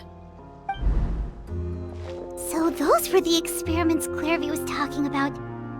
But what actually happened to her? You said that Clairvy was Crucibina's daughter, so if Clairvy tried to convince her to stop what she was doing, Crucibina probably would have listened, right? Despite being Clairvy's mother, Crucibina cared little for her daughter. She forced Clairvy to join the House of the Hearth only as a means to demonstrate her own impartiality as a mother, to prove that she treated all her children equally. Clairvy did try to convince her mother to change her ways, but it was to no avail. After her efforts failed, the only other option was to rise up and try to fight back. Unfortunately, the other children had already been thoroughly indoctrinated into the illusion of happiness Crucibina had created. Of course, there was one exception. Someone Clairvy's age who knew the truth about the House of the Hearth. Her name was Peruere. Wait, the friend that Clairvy mentioned? Friend, huh? I suppose we can call her that for now. Clairvy was a cheerful and passionate person with a tenacious spirit. Peruere, on the other hand, was rather cold-blooded. Her cold-blooded nature allowed her to see through Crucibina's facade. Yet, it was also this cold-bloodedness that prevented her from acting against it. At least at first. While Clairvy longed for freedom, Peruere was convinced that, amid all the fighting and violence, she would make it until the end. Despite their differences, the two became fast friends, united by their knowledge of the truth. Clairvy told Peruere that she hoped to create a real family, where no one would be killed or sacrificed. There may have been a certain naivete to her ideas, but Clairvy proved her determination many times over. She tried countless times to run away, ask for help, or expose the truth. But her efforts only earned her beating after beating. The only thing that kept her going was her strength of will. Even with her body racked with pain, she would still stand on her tiptoes and open the window at night. she and Peruere would look out at the moon together, a fierce longing for freedom shining in her eyes. But one day that light simply vanished. Oh no. What happened? Her hopelessness resulted from a culmination of things. 10 years had passed. 10 years worth of failure after failure. She and Peruere weren't children anymore, but finding any chance to escape still seemed as hopeless as ever. It was during this time that Peruere suggested a new plan. If escaping was out of the question, why not take down the very person sitting on top of this throne of lies? Mother herself. Clairvy rejected that proposal. She claimed that, as a famous harbinger, Crucibina possessed an unimaginable amount of power. Trying to kill her would have an incredibly low chance of success. Clairvy never gave another reason, but Peruere could see it written all over her face. Clairvy still thought of Crucibina as her mother.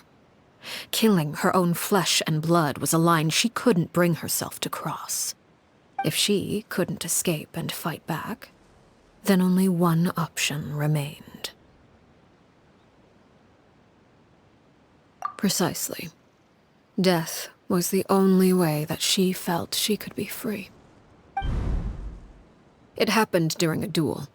When she arrived at the dueling ring that day, her partner turned out to be none other than Peruere, the very person that had stood by her side all those years.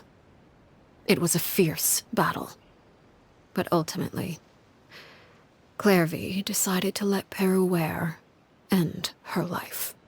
From that moment on, Peruere's journey was one written in flames.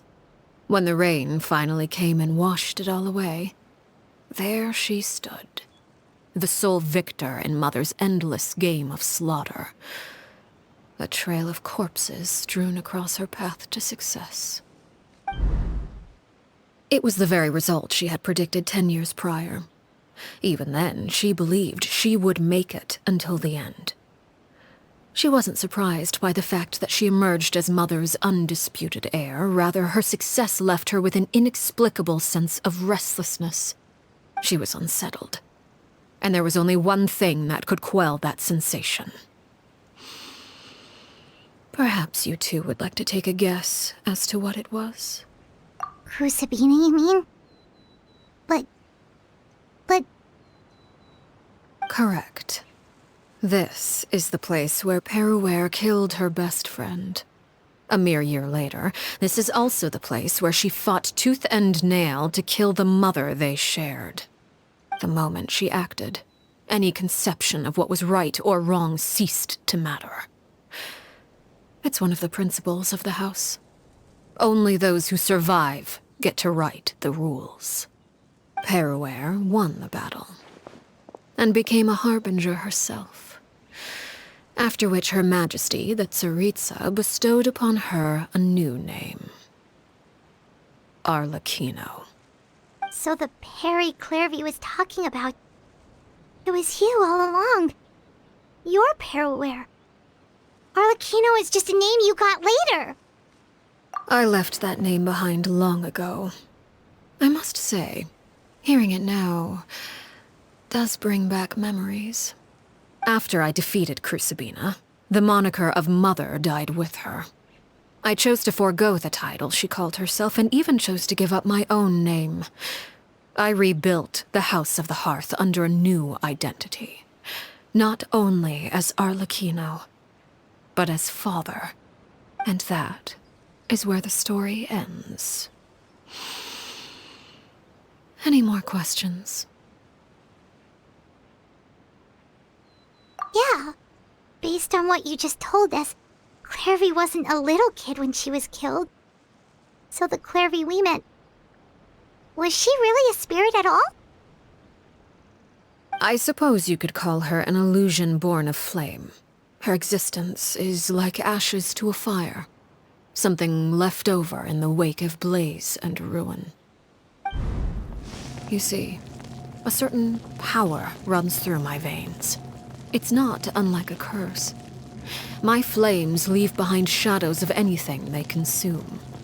Of course, the chances of those shadows morphing into a sentient entity are exceedingly slim.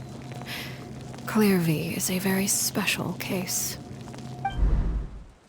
Clairvy died when she was 16 years old, but what emerged from the flames was her 6-year-old self.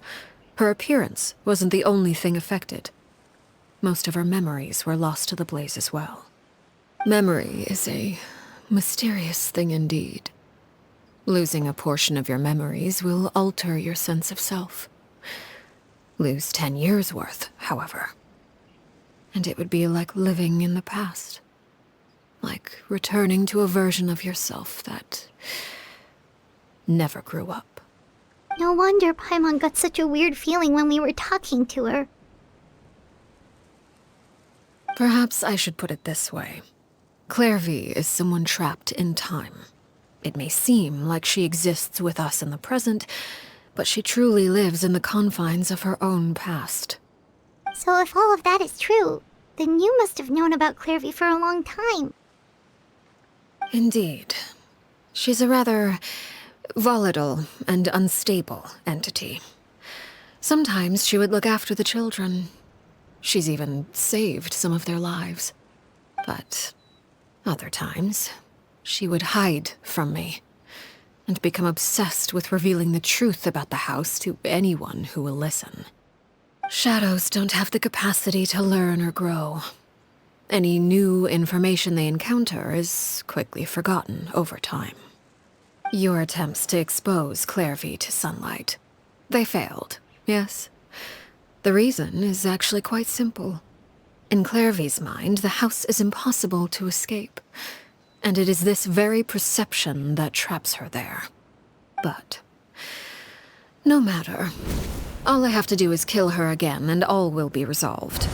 I don't anticipate so much as a single speck of ash will be left behind this time. Wait! Paimon can understand why you might want her gone, but isn't there another way? So what if she's trapped in her 6-year-old self? She's still your friend! At least talk to her first! It's too late for that. She broke the rules, and now she must be punished. That goes for Filial and Nantoy as well. She's had quite the effect on them. I hope you understand the difference between Crucibina and myself lies in our formulation of the rules, not our policy for enforcing them. Upholding the rules without question is a trait we both share, because that is how a household should be run. Is this really what you want to do? Whatever could you mean? Don't you want to say a proper goodbye at least? Whether as a killer or as a father, there are two things that must be avoided at all costs: anger and sorrow. Anger makes you impulsive.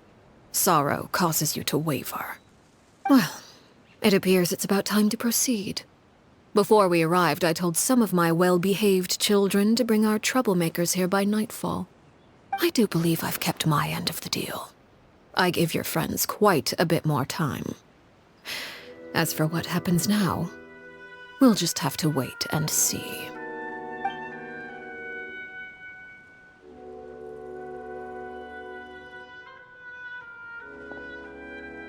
Here they are, Father. You gonna execute him? Seeing something like that would actually be a first for me. Lenny! I'm sorry. I heard about how you helped buy us more time. But I still failed. I couldn't find a way to fulfill her wish. Huh? Are you... Perry? Indeed, it's been a while, Clairvy. Perry! Shh, stay right there. I'm sorry to postpone our reunion, but first I believe certain scores need settling.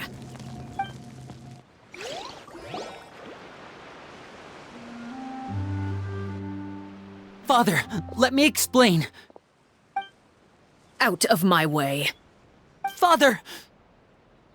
You chose to conceal a threat to the house, and for that, you must be punished. Overall, however, I suppose your wrongdoing is hardly the most egregious of the bunch, so I'll deal with your punishments later. As for right now, the more pressing concerns are the traitors among us. By traitors? Do you mean us? Father, let me explain. We didn't mean to... Fultz, why don't you share what you heard? Yes, Father. Secret Midnight Meeting number 3. Participants, Filial, Nantoi, Sato, Toddy. Nantoi clearly said, if only Father wasn't the one who took us in. Sato added, I'm sick of this life. I just want to live as a normal person. Filial was the worst of them all. She called us crazies and said a bunch of mean things about Father. I did not! You're lying! Fultz is trying to frame us. It's not like I'm the only one who heard those things. After that, you and Toddy and a bunch of other people started talking about Clairvy. You were using all those things Clairvy brought up as an excuse to question Father. We're birds locked in a cage. The only way out is to destroy it. That's what you said, wasn't it? You little... You just want me gone, don't you? What did I ever do to you, huh? And you, Sheplo, have you forgotten who stood by your sickbed, watched over you, and changed your dressings? Come on, let's hear it then. What's your reason for all this?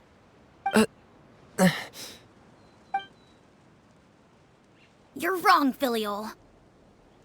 We don't want you to die. You're our family. Liar. You wouldn't be doing this if that were the case. So why? Why have you backed us into a corner?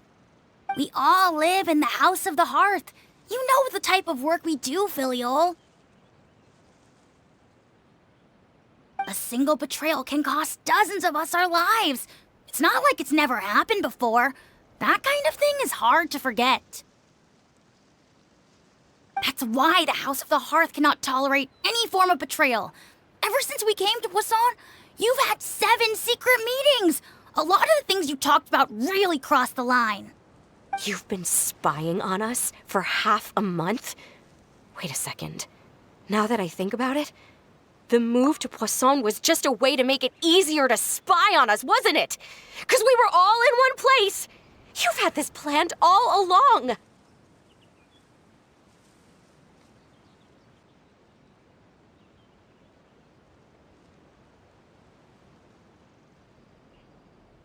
Filial, Nantoi, I'm sorry. I owe you both my life. I owe Clairvy too. If it weren't for all your help after I got poisoned, I wouldn't be standing here today.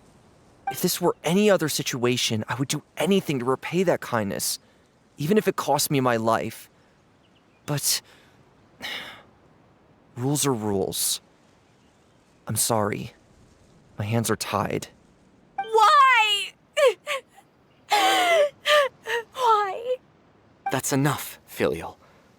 We made a mistake, and we should own up to it. We broke the rules, plain and simple. And now we have to face the consequences. I'm sorry, Sheplo. Fultz.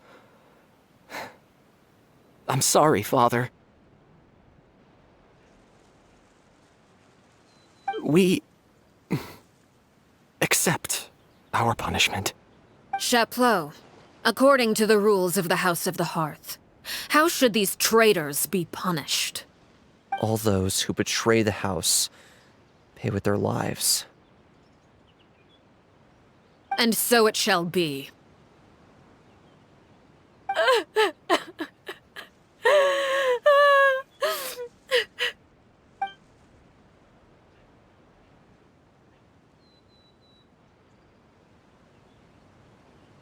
Father, please wait! Something you want to say, Linny? Please reconsider, Father. What Filial and the others did, does it really count as betrayal? We all come from broken families. From the very first day we joined the House of the Hearth, we wanted nothing more than to make it a real home. But the truth is, none of us know what a real home should look like. I'm not saying I have all the answers. All I know is this. Killing Filial and the others may uphold the rules, but doing so will only bring us further away from being a real family than we've ever been. So please, Father, please, reconsider. I agree with Linny. Father, please. Linny, you...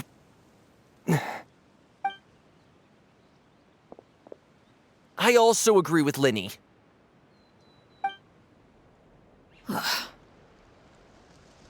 An order once given cannot be rescinded. However, given the extent of your determination, I suppose we shall have to go about this a different way. Draw your weapons and face me. Our weapons? Father, are you referring to a duel? Precisely. The rules of the house will not be altered. Traitors must be punished. However, resolving disputes with a duel is also one of our rules, one that also applies to me. Demonstrate a sufficient showing of strength, and I shall offer a concession. Wait. Beat Father in a duel? Impossible. Father is way too strong, even for Linny.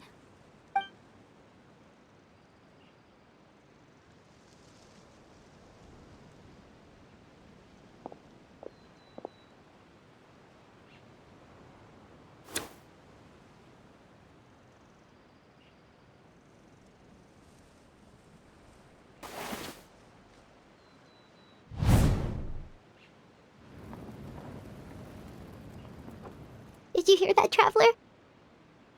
Lenny and the others have to duel the knave. What should we do? Can they really win something like that?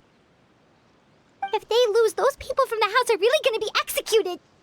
Hey, are you listening?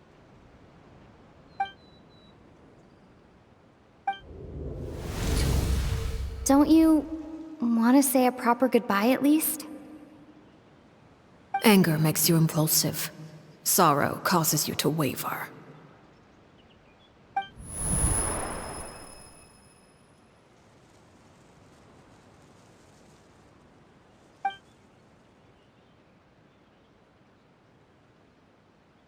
Oh, looking at that expression on her face, she seems really serious about this. Guess that means there's no chance she's throwing the duel on purpose, huh?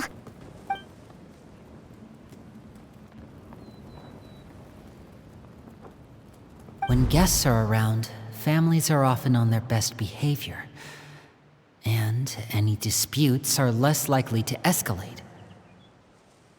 When the time comes, make the choice that you deem most appropriate in the situation, and lend your help to the House of the Hearth. What's wrong, Traveler? Hey, where are you going? Traveler? You're asking to join the duel against the knave? I'll allow it. We do have a ready-made dueling ring at our disposal, after all. All I would advise is this. Keep a firm grasp on your weapon, and give it your all.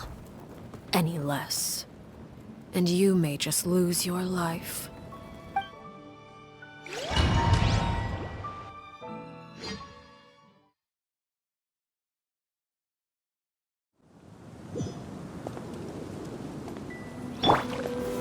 Solidify!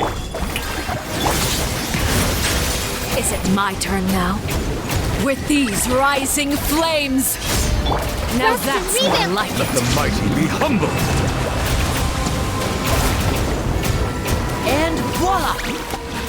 With the fall of darkness, destruction shall rise. Have a taste of purgatory. Hold the line! Torrent, bring refuge! Spare your energy. Running is a little... Father's even stronger than I expected. Not bad. You've proven to be a worthy opponent after all. Stabilize! Let's move out.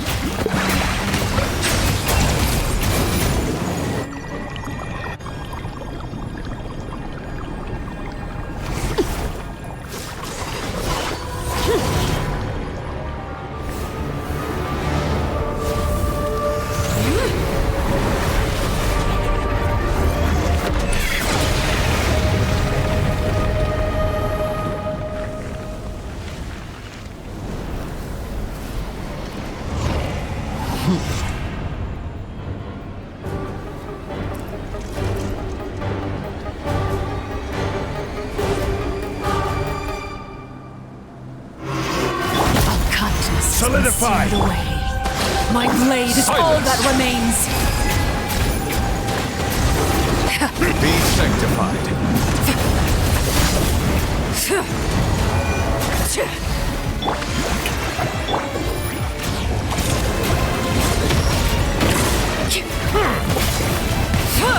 Now's our chance. Over here. Sundown is only the beginning.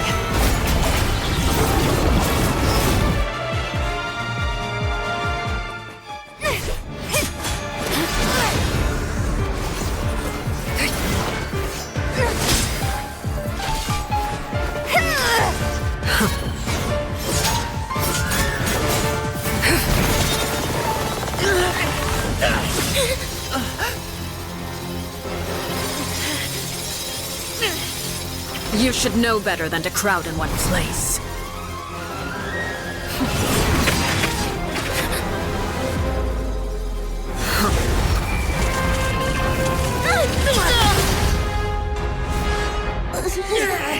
Oh, I know. No!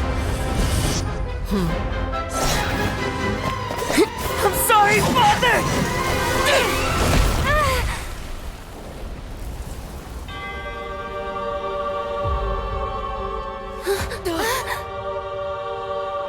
Sorry for what? This pitiful excuse for an attack.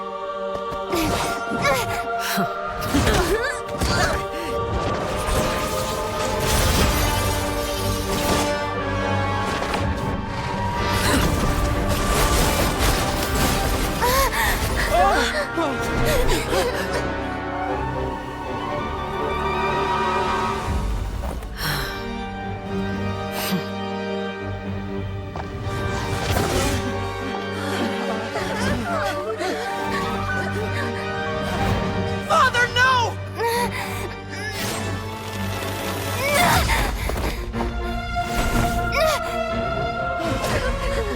Made it out, did you? You're stronger than I expected.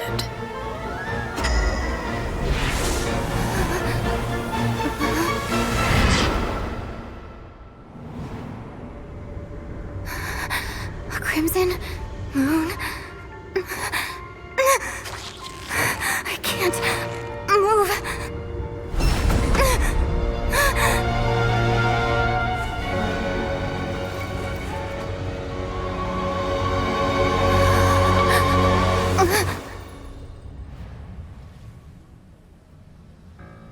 Still, not strong enough to beat me.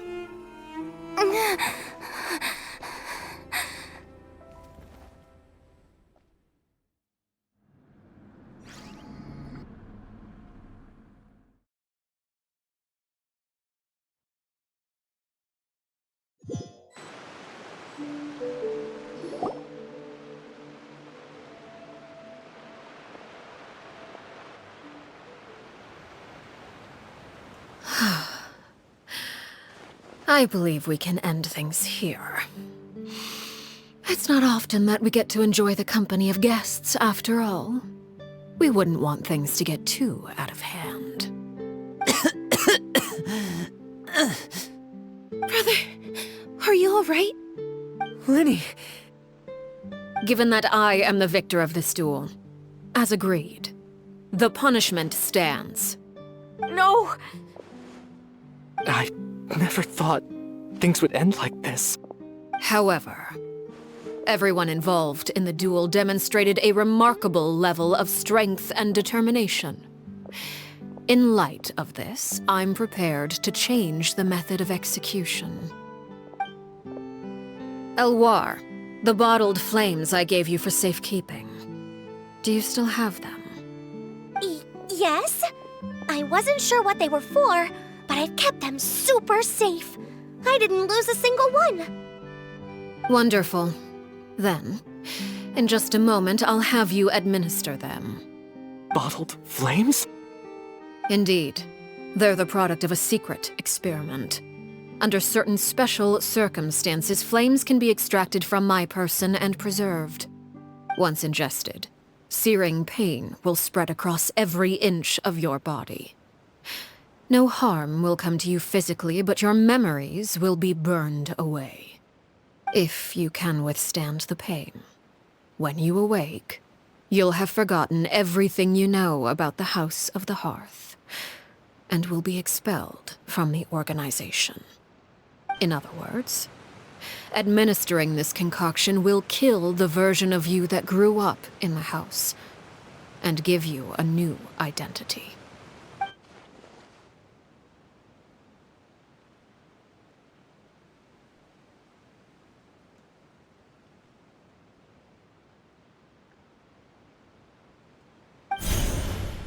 Memory is a mysterious thing indeed. Losing a portion of your memories will alter your sense of self.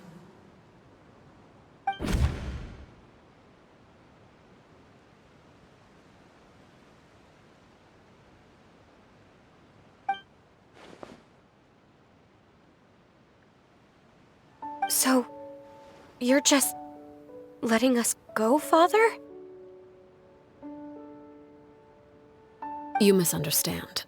Memories are extremely important. Once consumed by flame, the version of you standing before me will die, and our secrets will die with you. So no, I don't intend to just let you go, because the person who survives will be nothing but a stranger. Even so,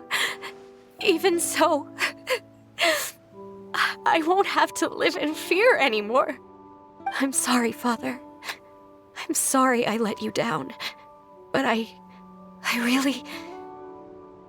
Don't cry, Filial. You haven't left the house yet, so there are still rules to be followed, yes? Remember what I taught you. Anger makes you impulsive, sorrow causes you to waver. Don't let yourself be controlled by your emotions. Of course. I'll remember. Dry your tears, and go pursue the life you really want. Yes, Father. Chaplot, Foltz, Elwar, take them back to Poisson. And bring Linny and the others as well. I prepared 3 extra vials of bottled flames. As for whether to take them, the choice is yours. Goodbye, children. The next time we meet, I will no longer be your father.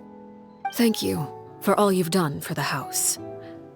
I hope you have bright futures ahead of you.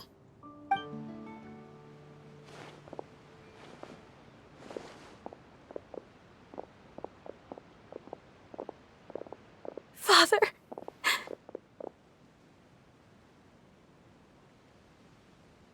Let's go.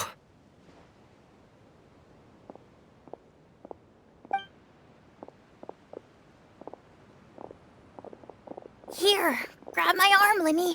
I'll help you walk back. Thank you.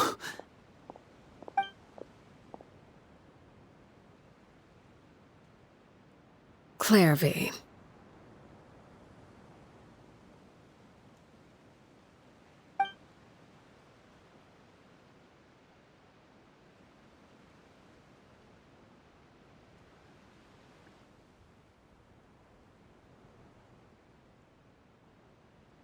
Can we talk now? I've been waiting for a super long time.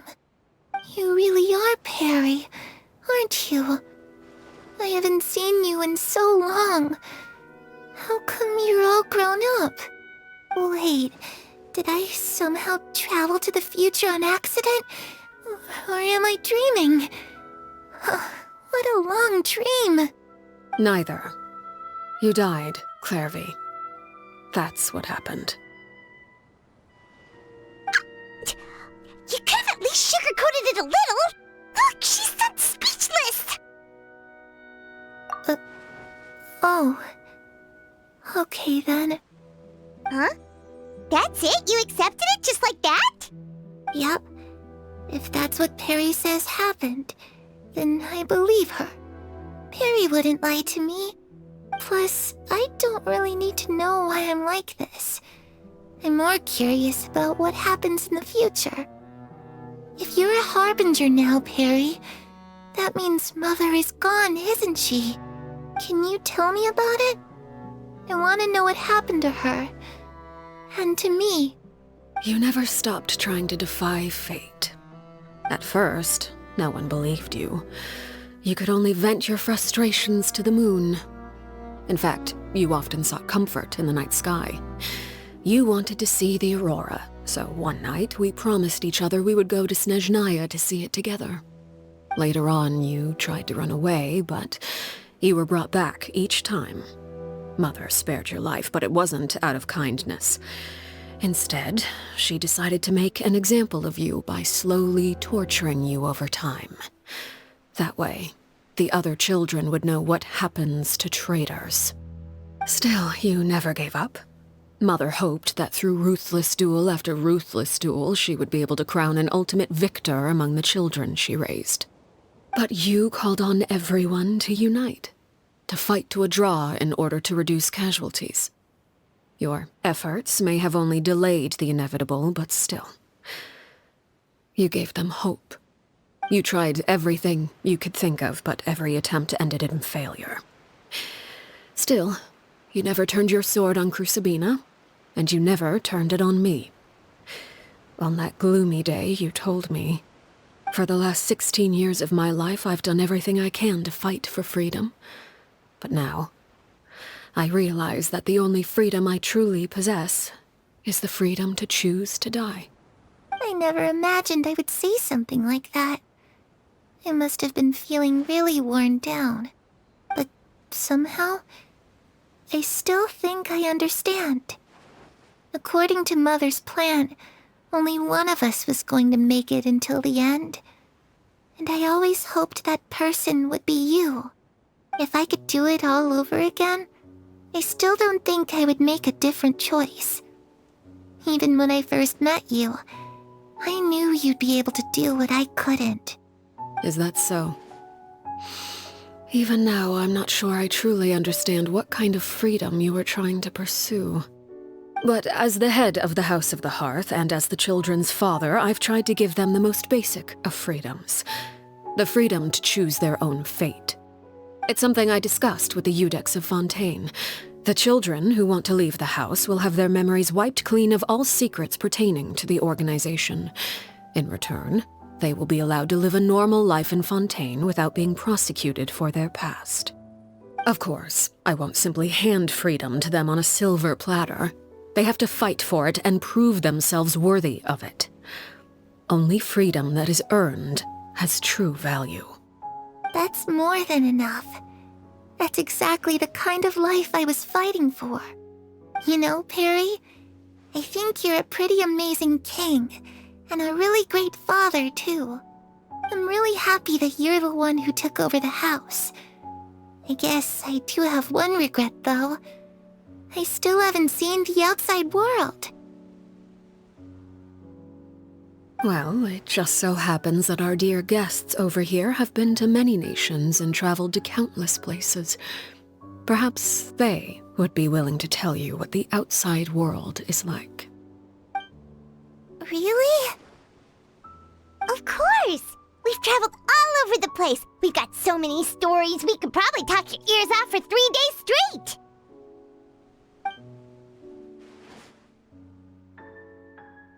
You know, I used to dream of being a bard, playing the lute while singing into the winds of freedom. Even if there was no one there to listen, I would have continued to sing no matter what. Ah, that's where Mora comes from. I never knew that before. If I asked Mora, I would buy 3 new dresses. One for me, one for Perry, and one for Mother. It's just too bad Perry doesn't like wearing dresses. And Mother, she probably wouldn't accept something like that either. I guess I'd just have to keep them all for me then. I could wear a different one every day. Those yokai you mentioned, what do they look like? I once saw a drawing of this one guy with horns on his head and a super scary face. Are there any yokai like that? Oh, sounds like you're talking about an Oni. Yep, we've met one, and let Paimon tell you, they're not nearly as scary as they look. I was always too afraid to skip Mother's fighting lessons. But at the academia, I bet you could do all sorts of secret things in class. Things that have nothing to do with studying. I'm just kidding. Being able to study whatever you want without having to fear for your life actually sounds pretty great.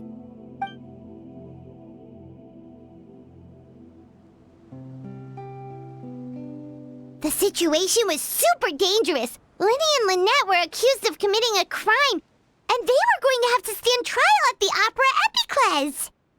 Oh no! That must have been hard for all of you. What happened next? Don't worry, we were able to turn the situation around super quickly. All thanks to Detective Paimon, of course. How'd you do that? Come on, tell me. Okay, so it was like this. After the failed magic show, we rushed to the scene and...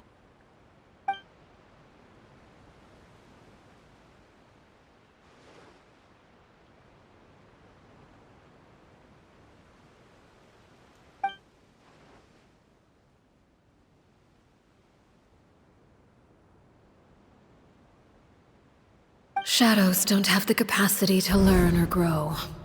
Any new information they encounter is quickly forgotten over time.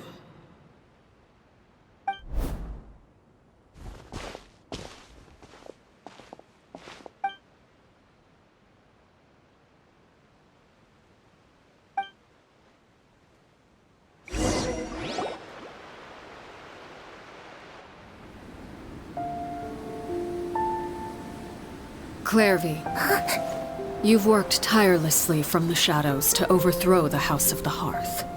Now, by my authority as the Knave, I shall announce how this matter ends. You are hereby expelled from the House of the Hearth. You are no longer tied to this place, nor are you bound by its rules. You're saying that I can finally leave? I get to experience the outside world as well? Oh, I almost forgot. There's no getting older for me. Still, seeing who you grew up to be makes me really happy, Paraware. Take care of yourself. Goodbye. May we meet again someday.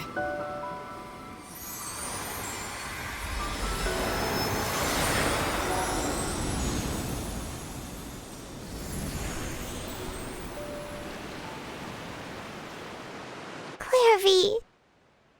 She left so soon. Paimon didn't even get to finish her story. I also have certain sentiments left unsaid. I wanted to tell her that the aurora I saw in Snezhnaya was just as beautiful as the ones in the pictures. But a shadow's memories reset at dawn. Had we delayed any longer, we wouldn't have had the time to say goodbye. Whatever regrets may linger, let them be lost to the coming of a new day. Father? It's Linny! Hey, Linny!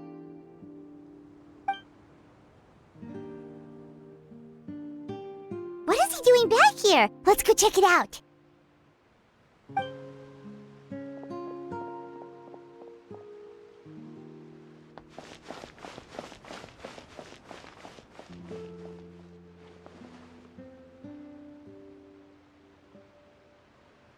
Father, the bottled flames have been administered. Filial and the others have left the house. And you? What have you decided? Thank you for giving us that choice, Father. But we never wanted to leave the house. It's the only home we've ever known. Lynette and Fremine feel the same way. They're recuperating back at the Hotel Bouffe d'Été. But I decided to come back and tell you where we stood. I'm sure you're well aware of the expectations I have for you. I want you to follow in my footsteps and become the next king of the house. Yet you seem to have different ideas. I must admit, I'm rather surprised by your decision to stay. There's nothing wrong with choosing to live a quiet life. Leading this organization is a heavy responsibility, one not so easily carried by someone forced onto the throne. I just never understood what you saw in me. What made you believe I was deserving of that throne? You're brave, talented, and, most importantly, you cherish your family. You would do anything to protect them, even if it costs you your life.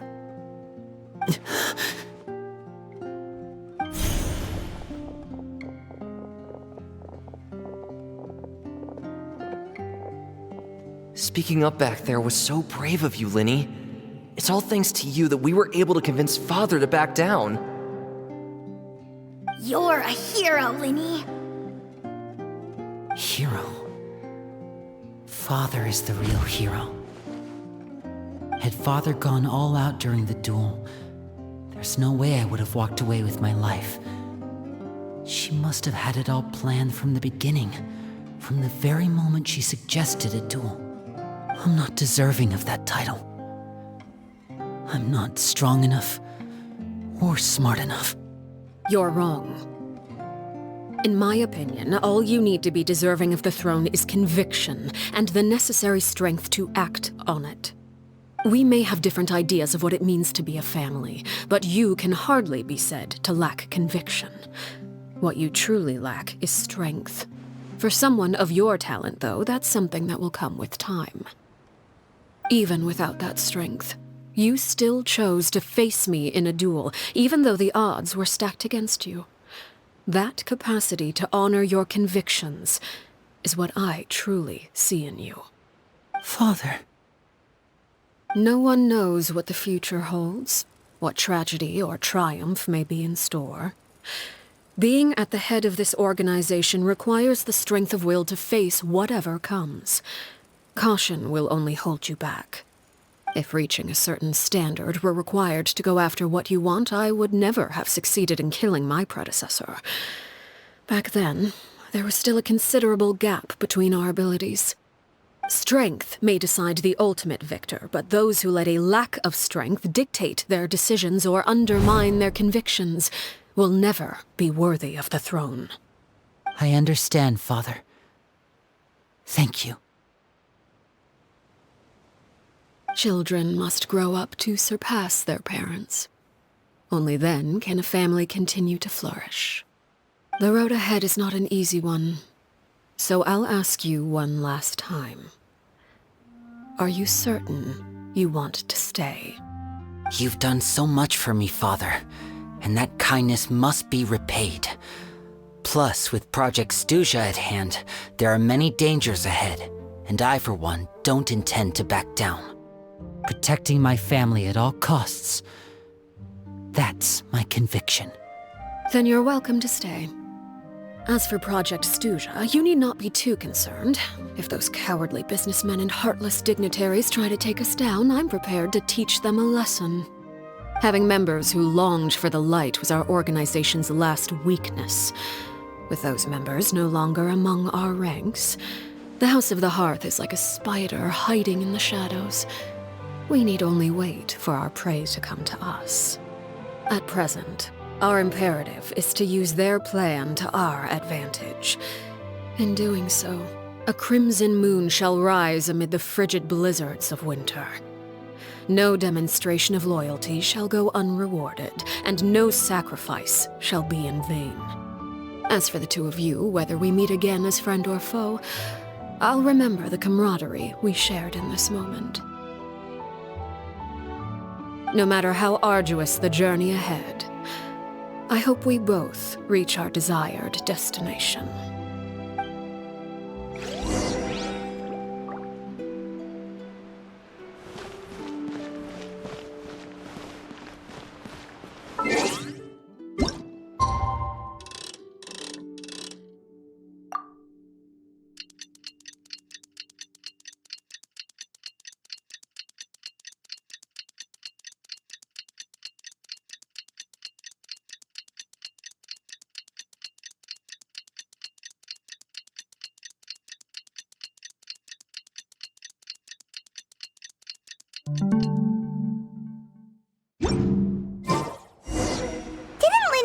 Lynette and Fremine were recovering at the Hotel Bouffe d'été? Oh, Paimon wonders how they're doing. Maybe we should go check on them.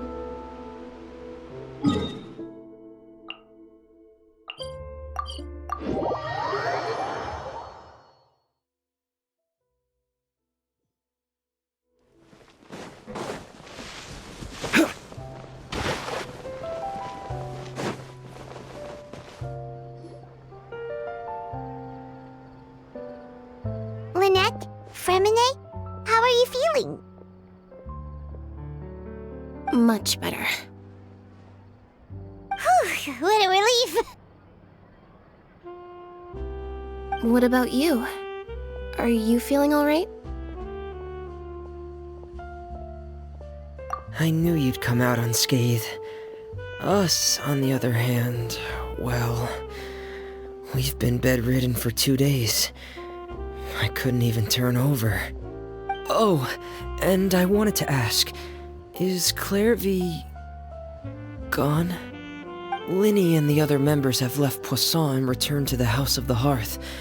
According to him, there haven't been any more sightings of a spirit roaming the house. I see. I'm glad. Father came to check up on us 2 days ago and told us about what happened with Crusabina and Clairvy. Actually, I've met Crusabina before.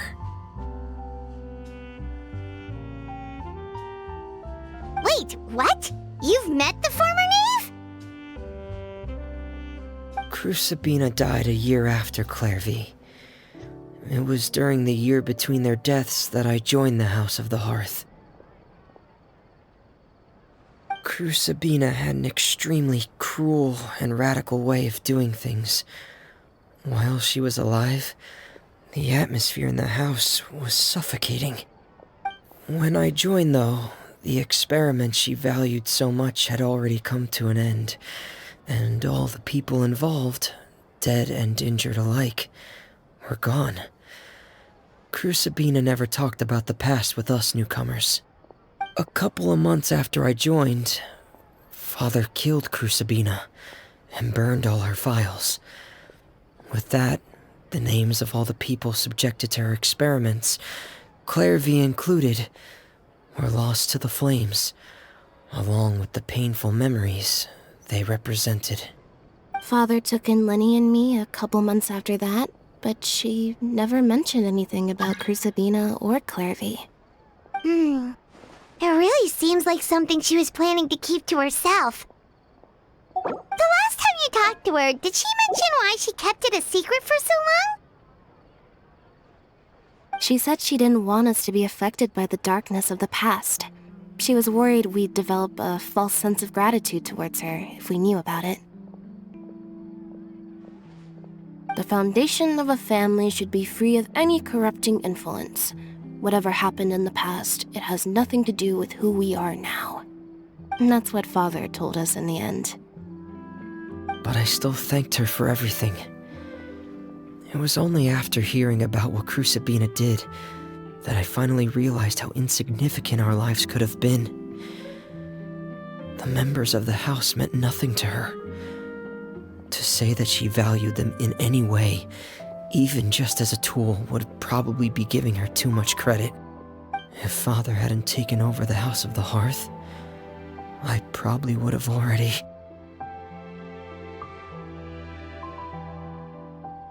Father rarely brings up the fact that she saved us. She doesn't believe that being indebted to her should be what ties us together. But even if we didn't owe her anything, we would still choose to stay. Because this is our home.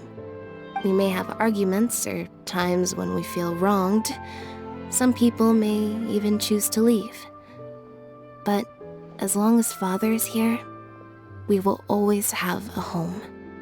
Whether the path before us is bathed in sunlight or shrouded in shadow, we'll follow Father wherever she chooses to go. So I wanted to say thank you for helping us make it through this crisis. Without your help, we could have lost a lot more along the way. Oh, we didn't do anything, really.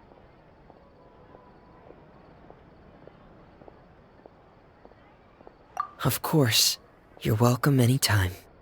Are Filio and Nantoy okay?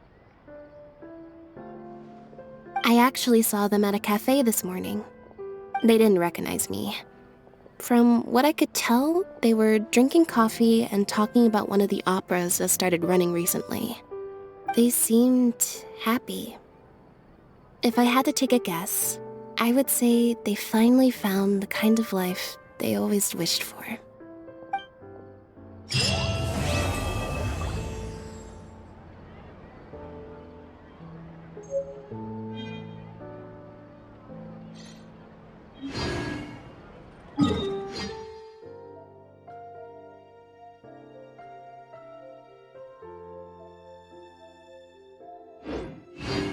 Boats are made for...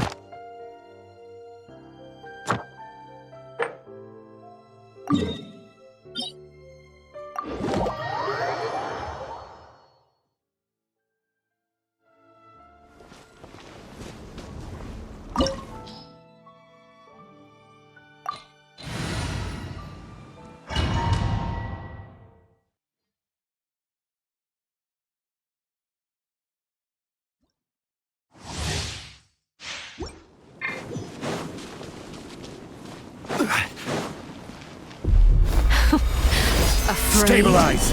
Or do you not even have the courage to be afraid? Is it my turn now? With these rising flames! Let the mighty be humbled! Now that's more like it. With the fall of darkness, destruction shall rise. Gather! Have a taste of Purgatorius. Rest and rebuild! Is it my turn now? With these rising flames! Stabilize!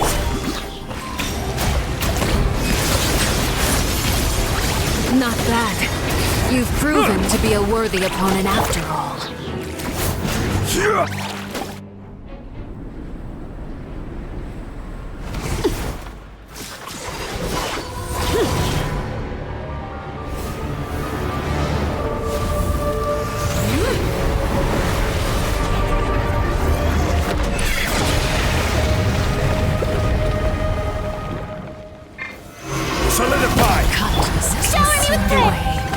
My blade is all that remains. Be sanctified.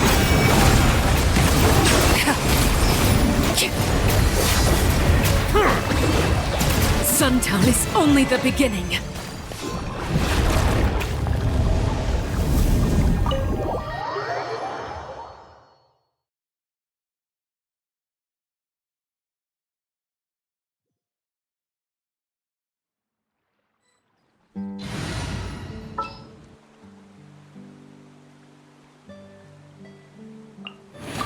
This will be a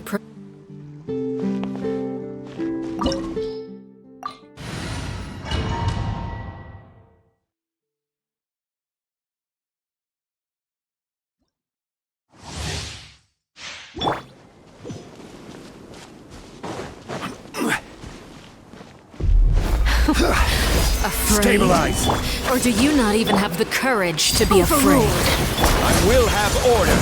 Is it my turn now? With these rising flames!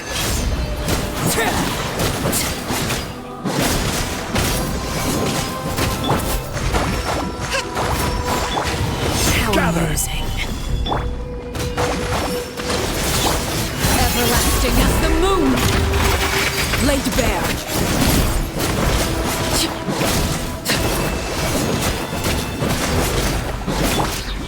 Now that's more like it. The tides beckon. Is it my turn now? With the fall of darkness, destruction shall rise. Settle down! Have a taste of purgatory.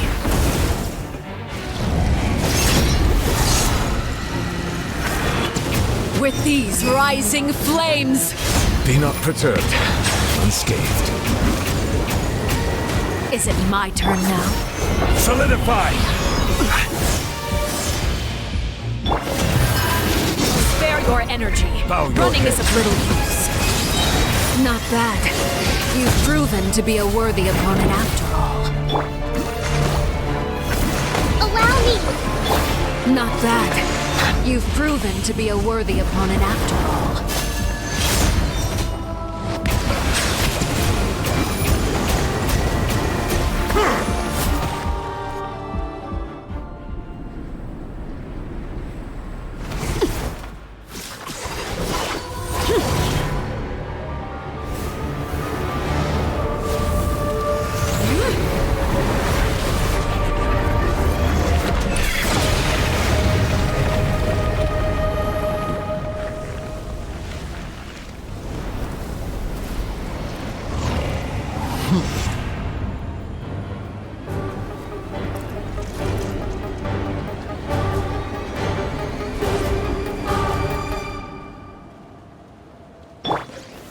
Stabilize! Cut. Silence! Slide away. My blade is all that remains.